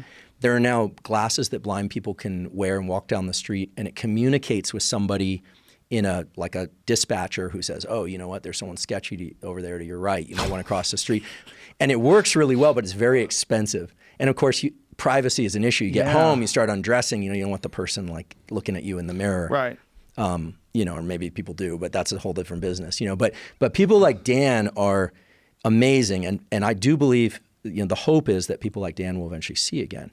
Wow. But that's going to require new cells, and actually for him, he's going to need new eyes. So Dan actually has had, because he had this Coates disease that led to a retinitis pigmentosa, he had his eyes removed. Whoa. So whenever people are like, sometimes you'll see on social media, people will say, I don't believe he's blind. It's like, the guy doesn't even have eyes. So anyway, that's a whole universe of stuff. Wow. But if you would like to explore visual repair and visual restoration, offsetting vision loss more, be happy to further the discussion. Yeah, I would love to. Yeah, I'll be your guinea pig. Let's get the party rolling. Dude, we just did 3 hours. Oh my. Isn't that crazy? Oh, sorry. No, Okay. apologies. It All was right, awesome. great. It was a great conversation. I really appreciate it. If people want to get a hold of you on social media, what's your Twitter? Do you have Twitter, Instagram? What do you have? I have a Twitter, but I don't use it. I'm on Instagram. It's Huberman Lab, Hubermanlab. I teach neuroscience there. I'm big on public education. Beautiful. And we recruit subjects to the lab for studies every now and again. I will announce them there. And that's the deal. Eventually, I'm supposed to write a book, but I've been too busy doing science. But listen, man, this was so much fun, and I think we could probably do 100 of these. So let's do it again. Great. Thank you very much. Thank you. Really Appreciate appreciate you. you. All right. Bye, everybody.